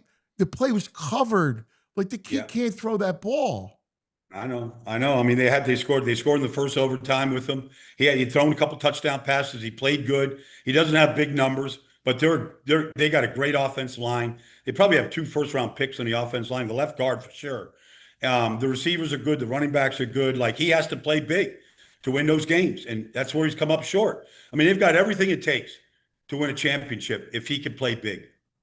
I know. He played in the comeback. He played at 17-3. It looks like Oregon's going to run off with it because the kid Moore is good. Like he can ball. There's a lot of good quarterbacks out there, man. There's a lot of, like that Mateer in Oklahoma. There's a lot of good quarterbacks out there in the country. Yeah, I just thought like in that spot, dude, it's the first down. Like, don't throw that. Yeah, but this is his 3rd year, cuz he can't make that mistake. It's not like he's a freshman or a first-year player. He's 3 years in his system now. He's got all the size, all the arm. I saw him throw the ball at the Penn State Pro Day. He's got a cannon for an arm. Like he can run. Like he's got everything. It's about decision making and making the right read. I know. All right, good. Hey, Baldy, when is it too early to put up your Christmas tree? Can you put up can you put up Christmas tree lights before Thanksgiving? I would never do it. Never do it. I know some people start like at Halloween, but you listen, I understand the spirit, but how can you get in the spirit on October 31st? No, I'm not talking about October 31st. I'm saying before Thanksgiving. Yeah, I'm saying November like 10th, 11th. Like I want to start feeling it. All right. I mean, I'm not critical of it. I just would never do it before Thanksgiving. Right. Thanksgiving's got to breathe. Yeah. Thanksgiving is a separate holiday, man. Like I got to enjoy because it's all about food and football the whole Thanksgiving week.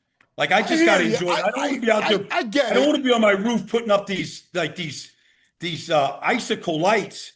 Like I don't want to do that on Thanksgiving week. I want to watch, Penn State and Pitt. That's what I want to do. Yeah, no, I get it. Well, that's the kind of week. That is the weekend to do it, though. You're going to put them up. You put it up on Black Friday as you decorate. Yeah. But I feel you. I'm definitely not going to be in a store on Black Friday. So the lights maybe. Yeah, I hear you. I like it. I have to say it feels good. And I'm also a lingerer. I leave the lights on and bleed into January. I'll be honest, because I wasn't thinking we were going to get into a holiday discussion here, on October 1st or whatever it is, September 30th. Like it's a little early for that. It came up, and VG always wants to take it another direction. So, Okay. All right. I wanted the league to slow down. We're already week 4. It's got to slow down. It's going too fast. It's going too fast. Yeah. But we do have the Phillies, to cheer on here. We got a Red October coming. This is going to be a pretty exciting time. Yeah. Brother, we love you. Thanks, buddy. Thank you, cuz. See you later on the week.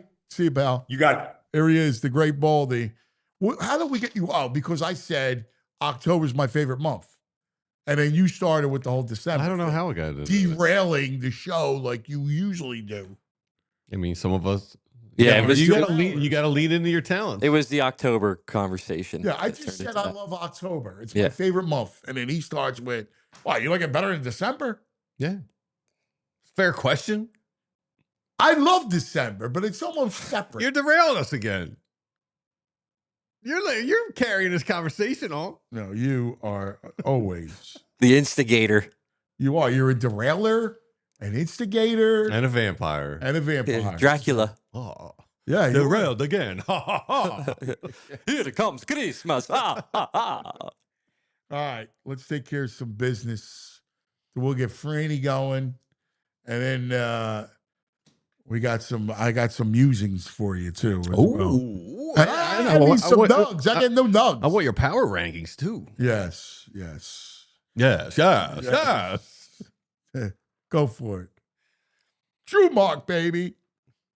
Ace is the place And they come to your house. Ace Hardware Home Services. If you got an outlet you said you fixed last summer, last winter, and you still haven't, Ace Hardware Home Services, they got a person for that, because now they're not just the helpful hardware folks, they're also the helpful home service and repair folks. From plumbing and electrical to heating and cooling, they got trusted pros. Keep your house humming all year long. Ace Hardware Home Services are bringing the helpful home, the helpful you love from the store, now to your front door, from Philly all the way down to the Jersey Shore and more. Ace Hardware Home Services, they bring experience, local plumbers, techs that handle everything from repairs and seasonal maintenance to installations, upgrades. They bring understanding, listen to your goals. Your job's never done until you're totally satisfied. And they give you free estimates on equipment installation, replacement with trusted advisors, and they give you options that are best suited for your home, your budget. Ace Hardware Home Services, they're also local. Their teams live and serve in your community, and they're dedicated to keeping their neighbors comfortable in their own homes. So if you got something that you need fixing, don't do it yourself. Visit Ace Hardware Home Services online at acehardwarehomeservices.com and get started on that next repair project. Cross it off the list. All right, let's go for it. Let's talk about Parks Casino, Street Road, Bend, Salem. All kinds of great stuff happening on action, excitement, headline entertainment.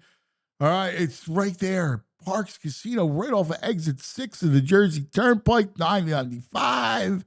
It's right here. Parks Casino, Pennsylvania's #1 casino.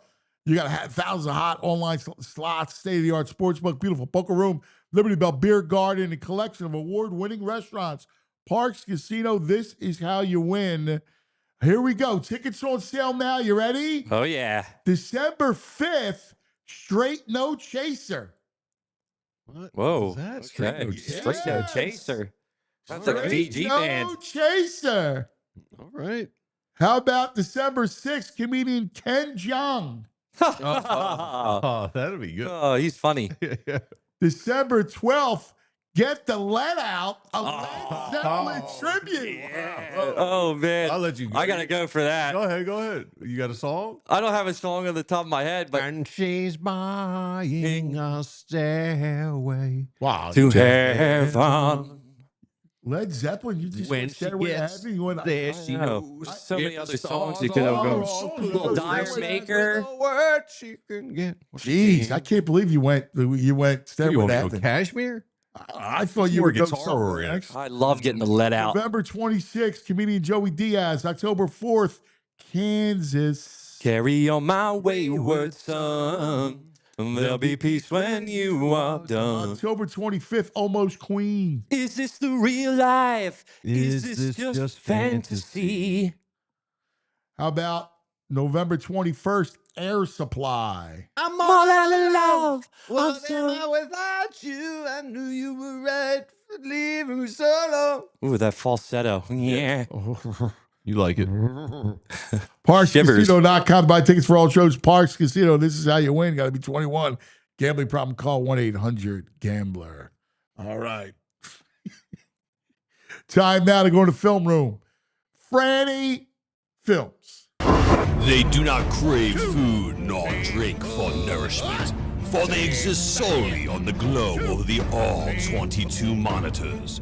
They are the Leatherheads, and he is Franny Films. Good morning, Films.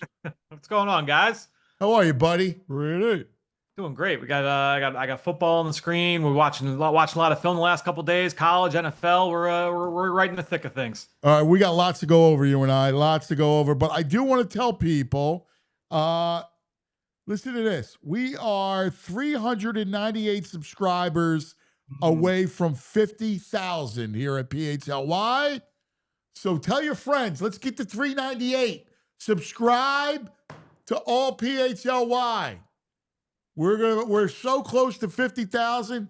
You get all kinds of great content. Inside Birds with my man and EJ and Bo. You get Sixers all you want. Flyers, Phillies, great stuff. Philadelphia. Oh, All right, yeah. make sure you subscribe to our channel. Super easy. Just hit a button. Yeah. Can't get any easier. And it's free. Like And we have it's our free. diehards, but the free comes right to your email. How do you get the shows? Just Yeah, boom. Get a little alert on your phone as soon as they're live. Boom. Hit it. Yeah. Subscribe on YouTube. Scott, hit the button. Yeah, and if we hit that goal, VG will turn into a bat live on the show. Oh, I want to see that. Yeah. I get it'll. Yeah. He'll show us his true vampire skills. Yeah, I'll fly out this window. Yeah. Freaking Vincent Price. All right. Franny, you did a great deep dive into the run game. Please share it with the audience.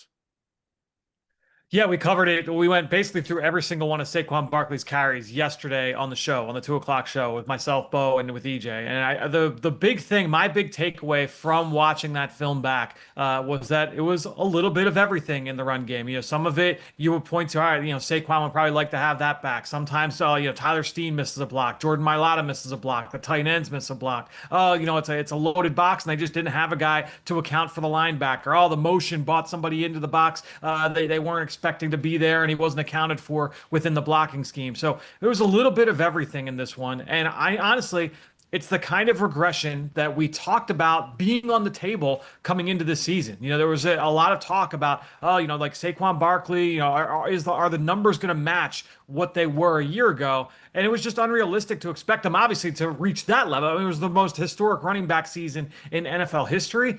And it wasn't necessarily like, oh, like, he's definitely going to get hurt, or he's definitely going to fall off. He's not going to be that same player. It's just hard to replicate that level of success that they had a year ago. And this is a good example of why you need so many things. You need all 11 guys to do their job and then some to have an explosive rushing attack. And right now, they're just not that team right now, you know, in terms of what the strength of this offense is. No, and the question is, what are you leaning on, right? So the bye week came last year in week 5, right? It's going to come a little later here. You'll have a mini bye after the Thursday Giants game in 2 weeks. So you could start to kind of mess around with some things. But what do you lean into offensively is the big question.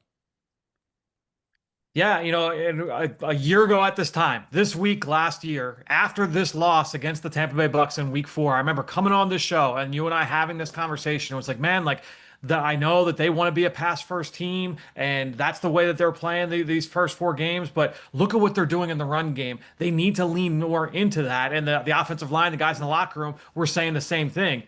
This year, I think it's the opposite. I think right now, I don't know that they can just hang their hat on being like that anaconda and just strangling teams to death in the second half of games. I think that they have to come out, honestly, the way they came out in yesterday's game, where they're gonna throw to take the lead. They got to throw to sustain. I think Jalen is playing some of the cleanest football we've seen him play right now. Obviously, the second half was ugly for a lot of reasons, but a lot of it had to do with they just could not get into any kind of a rhythm. It was 4 3-and-outs once again in this game, where you saw a similar stretch against the Rams early on in week 4. I think that week 3. I think right now this is a team where they need to go out and just say we are going to be a volume pass team. And just let Jalen kind of lather up into a rhythm and lean into A.J. Brown, Devontae Smith, and Dallas Goedert. Yeah, listen, I get you, and I feel you. I don't know. I would do a meld, more of a meld. Like to me, it was screaming last week. I hate to beat a dead horse. I've brought it up all morning, but since it's you and I talking, you got to get the ball in the hands of Barkley. Though you have to run screens. You have to watch the way Sean Peyton uses his backs in the pass game. Those little swing passes, screens. You got to deploy that. They did none of that, especially against 2 heavy blitz teams like the Chiefs and like Tampa on Sunday. Yeah, they ran like the very first play of the game. Todd Bowles comes out with like an all-out blitz, and he's all right. We're gonna send 0 blitz, and Saquon Barkley releases out to the flat. Jalen hits him for a 12-yard gain. A little bit later, they ran one to the opposite side, to the left side. Jalen's never really been a good traditional running back screen thrower. He has not been overall productive in that area really since coming into the NFL. They've run a lot of receiver type screens, and they did one in this game to Saquon where they motioned him out and empty to the right. They ran basically the same exact screen to AJ to the left and Saquon to the right, and Jalen just kind of had to pick which side am I going to go to. They were blitzing off AJ's side, so I'm going to go over to Saquon's side, and it got tackled for basically no gain. So the screen game has never really been a strength of this offense, this version of the offense, but they just, to me, like right now, they're just not finding success with this rushing attack. And so finding ways to try and get Jalen into a consistent rhythm, I think that's their best path moving forward, at least in the short term, as they continue. They're going to need to run the ball. Like they can't just completely abandon it. And I don't think that's what I'm saying. It's more like I don't know that they can consistently say we're going to lean into Saquon Barkley. Listen, I agree with you. I do. Yeah. I know that he's never been a traditional screen quarterback. Come on, man. Like that's not. It's basic football. It really, like, you got to be able to execute that stuff. Like you gotta. Oh, guys, drives me nuts. Like especially, and you got to ghost it up a little bit too. Again, I bring up Peyton. That's all. Listen, it's great that he's got Cortland Sutton down the field every once in a while, but the meat and potatoes to their pass game is all that. It's all their backs. It's all their tight ends. Watch the way they do it. You see it. All that movement. I mean, I know Patullo's not Sean Payton, and I'm not asking him to be, but some of that stuff's basic football. The other issue, and I'm with you, is that you got to get drive starters. Easy throws. All right? Like, you got to be able to do that. To have 5 3-and-outs is just not acceptable. I don't care how good the defense is. That's unacceptable as an OC. Your play call, and you got to lean into it. Yeah, I think that, look, these are some of the inconsistencies that we'll see with a first-time play caller and just trying to figure out, like, all right, like, how do I kind of, get myself into a rhythm and, those kinds of things. So to me, like, I expected some of these kind of bumps in the road. Obviously, it's been pretty drastic, right? We saw this stretch in this game. It was a similar stretch to start last week against the Rams at home. It's every week. I mean, they even put two halves together.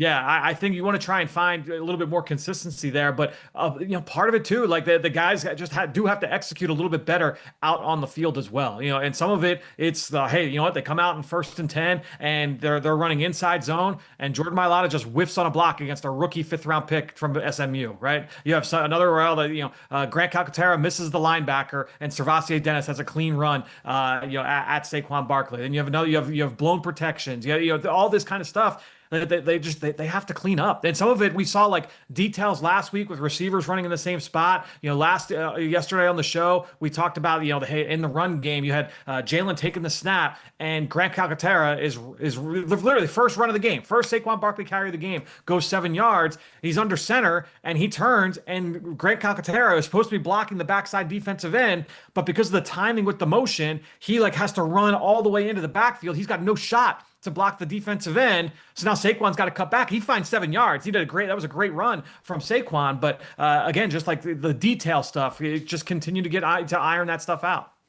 Yeah. I mean, I was feeling okay with the game, 4-0, but I watched your breakdown yesterday and it's a little unnerving. It's all over the place. The execution is atrocious everywhere.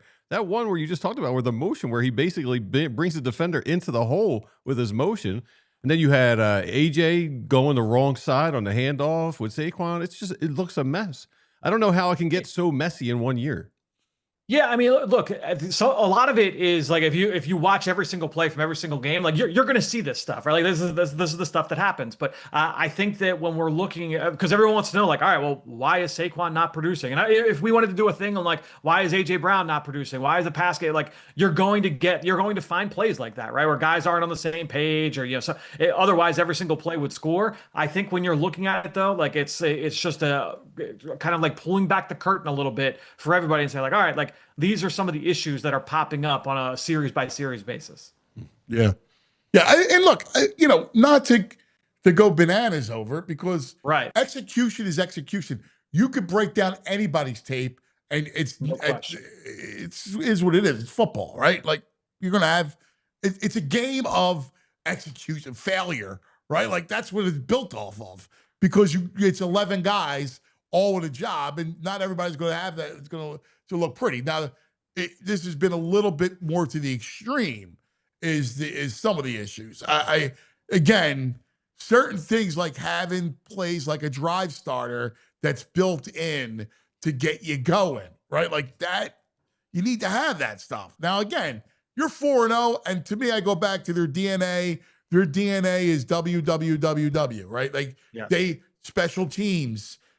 Their defense. Yeah, the defense gave up 2 big plays, but other than that, they get takeaways, they tackle. Like, the reason why I don't worry about them long term in the 2023 situation is because their defense is good, really good. Yeah, they could use more pressure up front, but they tackle, they swarm to the ball, they flow to the ball. They're well coached defensively. Dude, rookies are going to rookie, right? To me, like when I look at this past game, like you had 2 plays, late in the down, 5 seconds into the play that both rookies gave up. Makuba, busted the coverage on that play action play to Ibuka, and then Jahad Campbell's eyes got stuck in the backfield in a scramble drill situation, and he lost Bucky Irving down the left sideline. You saw Campbell bounce back and have the interception late in the game. Obviously, he was in on the forced fumble of Irving as well. So to me, like seeing those guys made a nice tip on the ball. That, Yeah. I mean, that is perfectly fine. If you're going to play rookies, you're going to deal with some of that volatility. Yeah. I thought this defense was really fun to watch. Obviously, Quinyon Mitchell. I'm glad you said that because I love watching their defense. I just love it. I love what they're just fun. Watching Campbell, God, that kid. I love watching that kid play. Cooper. How about Coop again? He may be the best tackler in the league. Like he's so fundamental. He's such a what a oh my God. I love that kid.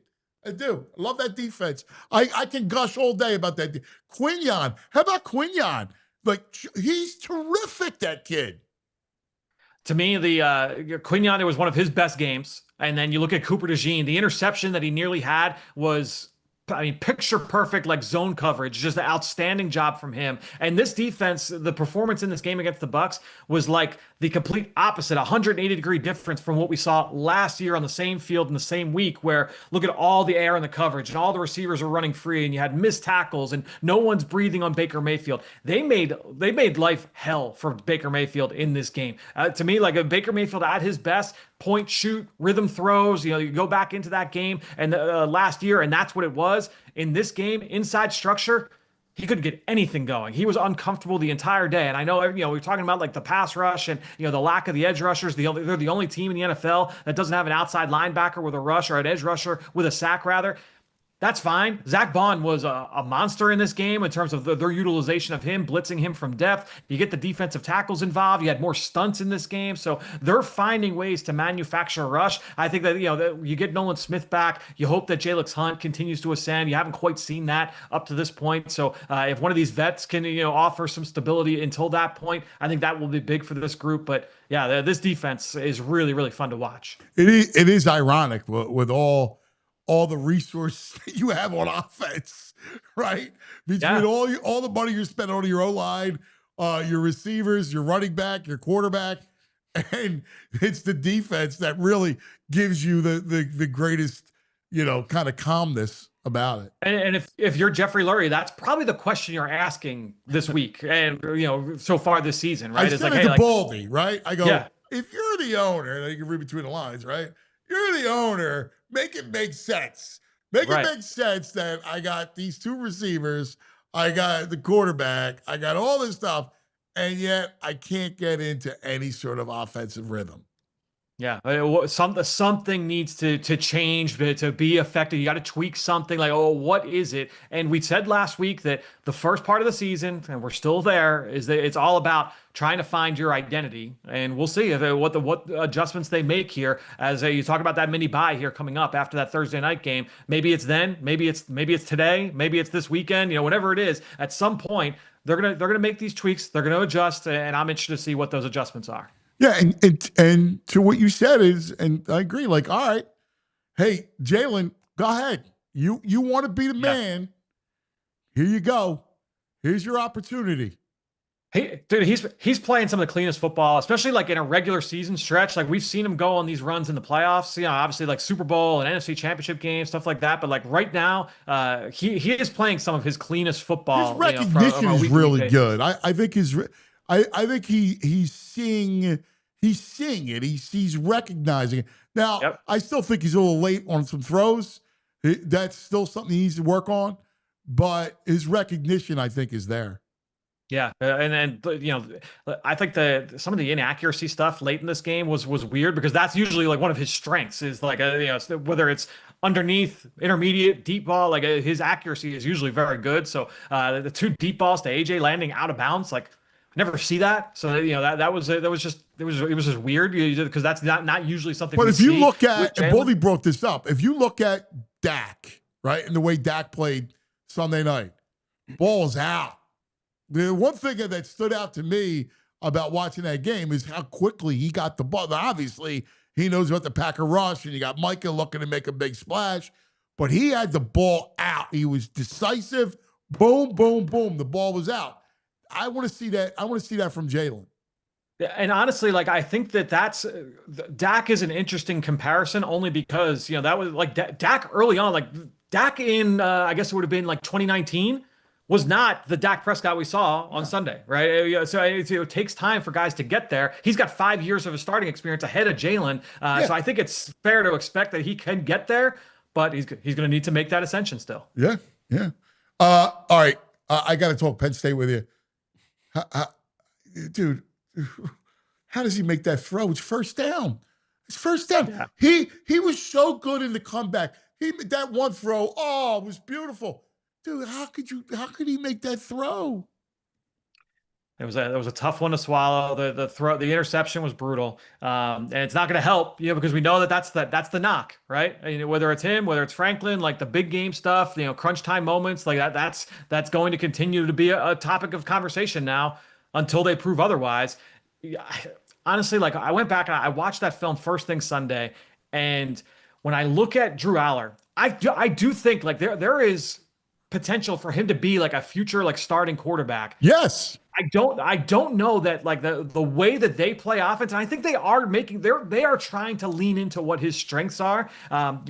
Dude, like they've got this kid that one of the transfers, Kyron Hudson, outside the numbers, like perimeter receiver. He just doesn't have a lot of juice, and the timing with him and Aller just not there. It's not there. Number of dropbacks. It's it's 3rd and 8, it's 3rd and 7. Aller's dropping back, and he wants to, and he's not close to out of his break. There was the one where Aller said, like, all right, I'm just going to trust that he's going to win, and I'm going to put it on the spot, and he couldn't get there in time. So the timing's just not there with those two guys. I don't know if it's going to be this offense and this ecosystem where you're going to see the best version of Drew Aller. And it's unfortunate, if you're a Penn State fan, because I don't know what the answer is for 2026, but it's tough, man. And you're not going to be able to answer these questions until what? Like when's their next Ohio State? You can't talk about it until Ohio State. Yeah, and so they've got UCLA this week. Franklin's lucky. I'm sorry, Franklin's lucky they came back in the game, right? Or else, the story wouldn't have been the pick. The story would be like he's got to go now. Yeah. And honestly, the fans were letting them have it, in game. So, you could hear those cheers on the broadcast. So, defensively, there was a lot to like. I think that this is a group that is going to continue to keep them in games. It's a really fast, aggressive group. I like a lot of the things that Jim Knowles is doing schematically. But look, and maybe it's possible that in the second half of the season, that the timing all of a sudden is there and they become more of a like downfield, like big chunk play offense. I think that's when Aller's at his best personally. I don't think that he is like the most precise, accurate, like pinpoint point and shoot thrower. Like we talked about that with Baker. That's not Drew Aller. Like Drew Aller should be like, hey, like play action, deep drop, deep digs, deep outs, post routes, corner. That throw that he made to Ross on the touchdown. Beautiful. Beautiful throw. Beautiful ball. But just there's not enough of that in this offense. Yeah. Are they the biggest choke duo of coach and quarterback in recent history in big games? I mean, it's getting to be ridiculous against top 10 programs. Yeah, it's like I say, until they prove otherwise, it's going to be the big topic. And they could beat UCLA this week, 50 to nothing. Yeah, we could beat UCLA. It's not going to change. People will say like, okay, yeah, but that's going to be. No, I'm with you, man. I'm with you. I see the same thing, man. Franny, so good. Just to love your work is so exemplary. It's so good. Thank you. Appreciate it, guys. As we approach 50,000 subs, can't do it without you. Thanks, buddy. Appreciate it, guys. We'll talk soon. All right, there he is, Franny Films, checking in. Franklin tweeted out 2 days ago, which was Sunday. Game week. Let's do this together, Nittany Nation. We need everyone, students, faculty, lettermen, locked in on beating UCLA. You got to know the room, man. UCLA is like, well, that's not him. Dreadful. That's somebody controlling his account, but yeah, it's not good, buddy. Not good. Here's my NFC power rankings top 8. Okay. See if you agree. Eagles 1, Lions 2, Packers 3, Rams 4, Tampa 5, Washington 6, Seattle 7, Niners 8. Wow. NFC stinks. That's kind of where I'm looking at. Yeah. Can you quibble? Well, I mean people say Packers, Rams. I'd probably put Rams, Tampa above the Packers.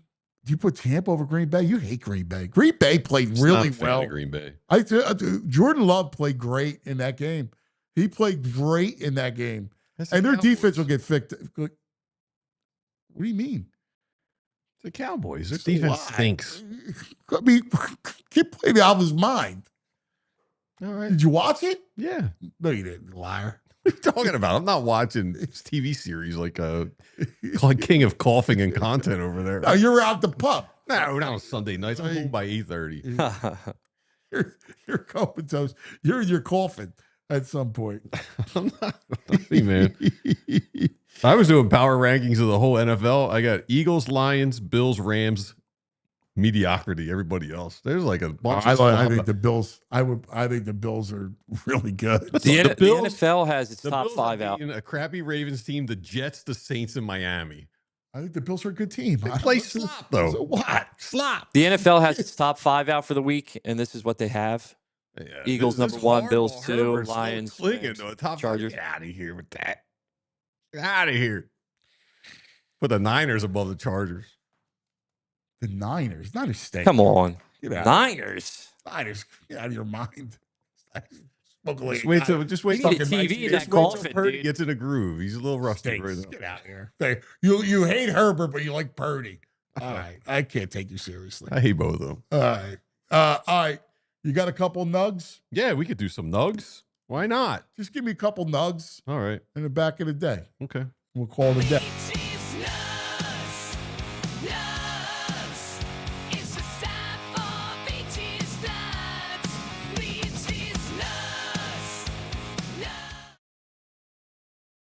That's a chicken nug. Yeah, that's a good. I love the flyer guy. Yeah.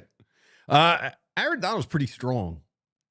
He's come to compete with. So James Harrison was the Pittsburgh Steeler with his workout videos. Yeah. Yeah. This is Aaron Donald doing some curls.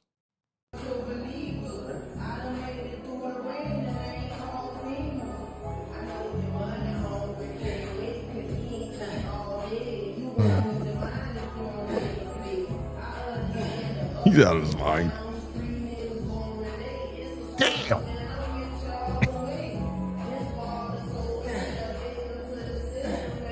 Don't read his shirt. I can't see it. Now I can't not read it. Yeah, I can't see it. Hey, I think you'll like this one. It's a baseball drill. Baseball drill? Yes. Okay. The Christian Yelich says Barry Bonds gave it to him and it changed his whole career. Oh, wow. This is the drill that Christian Yelich said changed his whole career. It was taught to him by Barry Bonds, imagine that. The objective is to hit the ball off the plate. This helps you flow down through the ball, creating backspin, therefore hitting bomb. Hit the ball off the plate to create. Can you send me that? Yeah, I can send you that. Of course. Send me that, man. Of course. I can't. I know we're in football season, but yeah, we're still on fall ball. Oh, it's terrible. Moss tweaked his hamstring. Oh, man. Hamstrings everywhere. Yeah. Not the hammy. He did it like 3 weeks ago. It's been lingering, and then he aggravated it, and we missed baseball this weekend.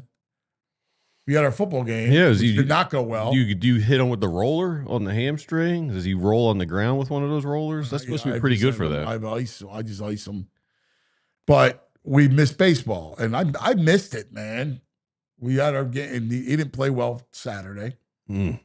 You missed baseball? Yeah? You feeling it? Well, I hate missing tournaments. We had a tournament. Oh, I look forward to get my I get my football, right? And then we do our tournaments. But, Yes. no good. All right. Little back in the day and call it a day. Oh, we were in OT. Overtime. Bovertime, as Bo Wolf would Hey, let call me it. give you this one more nugget that just came out. Do it. That's pretty interesting. Yeah. MLB viewership and attendance in 2025 skyrocketing. Fox up 9%, FS1 up 10%, ESPN up 21% viewership, TBS up 29%, MLB up 13%, and MLB TV is up 34%. So what do we attribute this to? Gambling? I don't know. They got a lot of young, good stars. I mean, I love the game, Yeah. and I'm thrilled by these numbers. Yeah, I was surprised. But why? I don't. I think it's a great game right now. I think the change in the shift, no shift, the pitch clock, I think it's moved it up. I think all that's made it a better product. Fun. Yeah, I totally Juice agree. balls. Yes, juice balls is right. Baseball's back. I mean, I love it. Yeah. There's a But I always wonder about, man, it's just everywhere you look is, Bet Parks and DraftKings and FanDuel and everything, right? And with every game, and it's like, hey, with my play of the game, and I don't, I'm wondering how much that relationship is. I don't know. Every commercial break. It's essential. If you go to the ballpark, at one point, the amount of I forget what company it is. Yeah. It's all through the rings. It's everywhere. All you see is bet highlighted. Yeah. It's wild. I know. Yeah, so I don't Part of me goes, I get a little squeamish with it. I mean, I do think baseball, the live betting is pretty fun. Especially live home run bet. You just throw $5 on it. It's a nice, and it's exciting. Judge will come up, throw $5 on it. Let's do one more. It's baseball related, but I think this is pretty cool. I'm excited for the playoffs. Netflix has got a new documentary coming out. Oh, yeah? And they released a trailer yesterday or today. It's called Who Killed the Expos? Wow. Yeah. Looks pretty good. As good as we are in hockey, Montreal is a baseball city. Our fans were always there cheering. Baseball was everyday life. The Expos in '94 were the best team in baseball. It was completely wild in Montreal. Good night! The biggest party you've ever been to? Like that.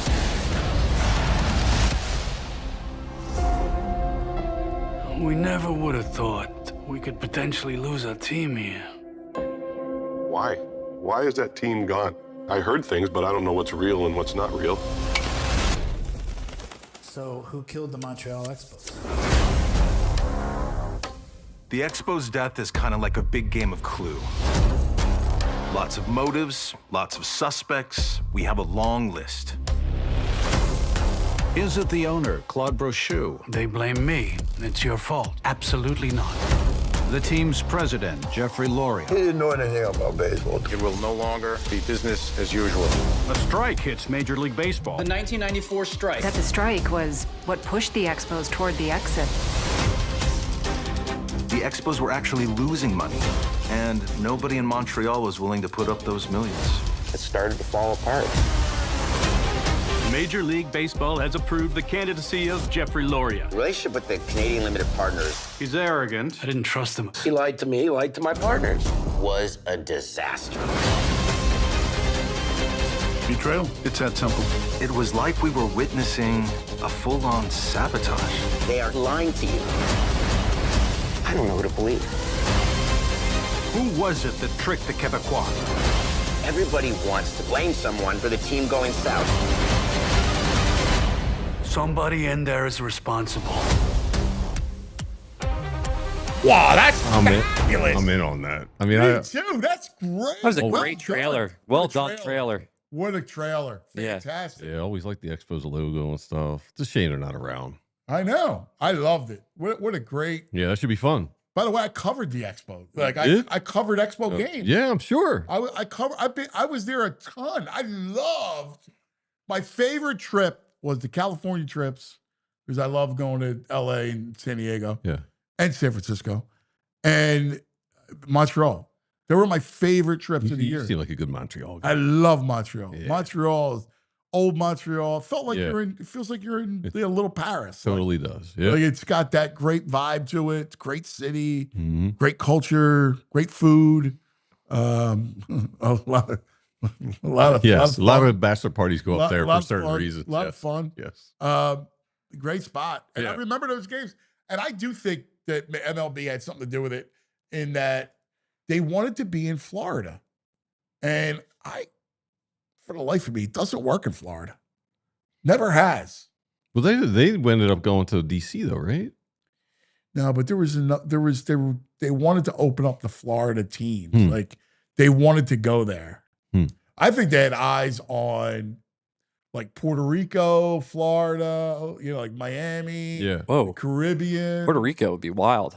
Yeah, I covered some baseball stuff in Puerto Rico, like the Caribbean League, World Series. There was some kind of tournament that was going on there. It was a blast. It was a lot of fun, rich culture and all. But there's something nefarious. I can't wait to see it'd it. be good. Because I covered 94. I was there. Oh man, that's the I year. covered it, Yeah. and I covered that whole. I was on the beat, so on the baseball beat. All right, that's going to do it for us. Back in the day. Oh yeah, thank you. That was great. We just went back in the day, 1994. Yeah. All right. All right. What do we got? We're going back. We're going back. We're going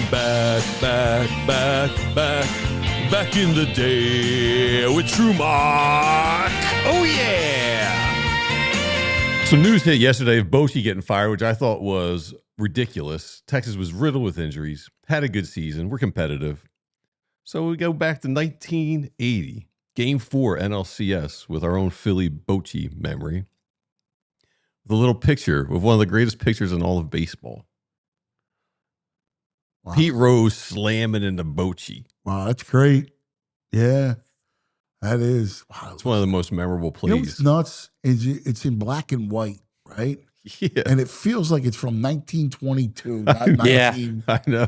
Whatever it was, 76. I don't know why I couldn't. All the pictures I found were black and white of it. Yeah.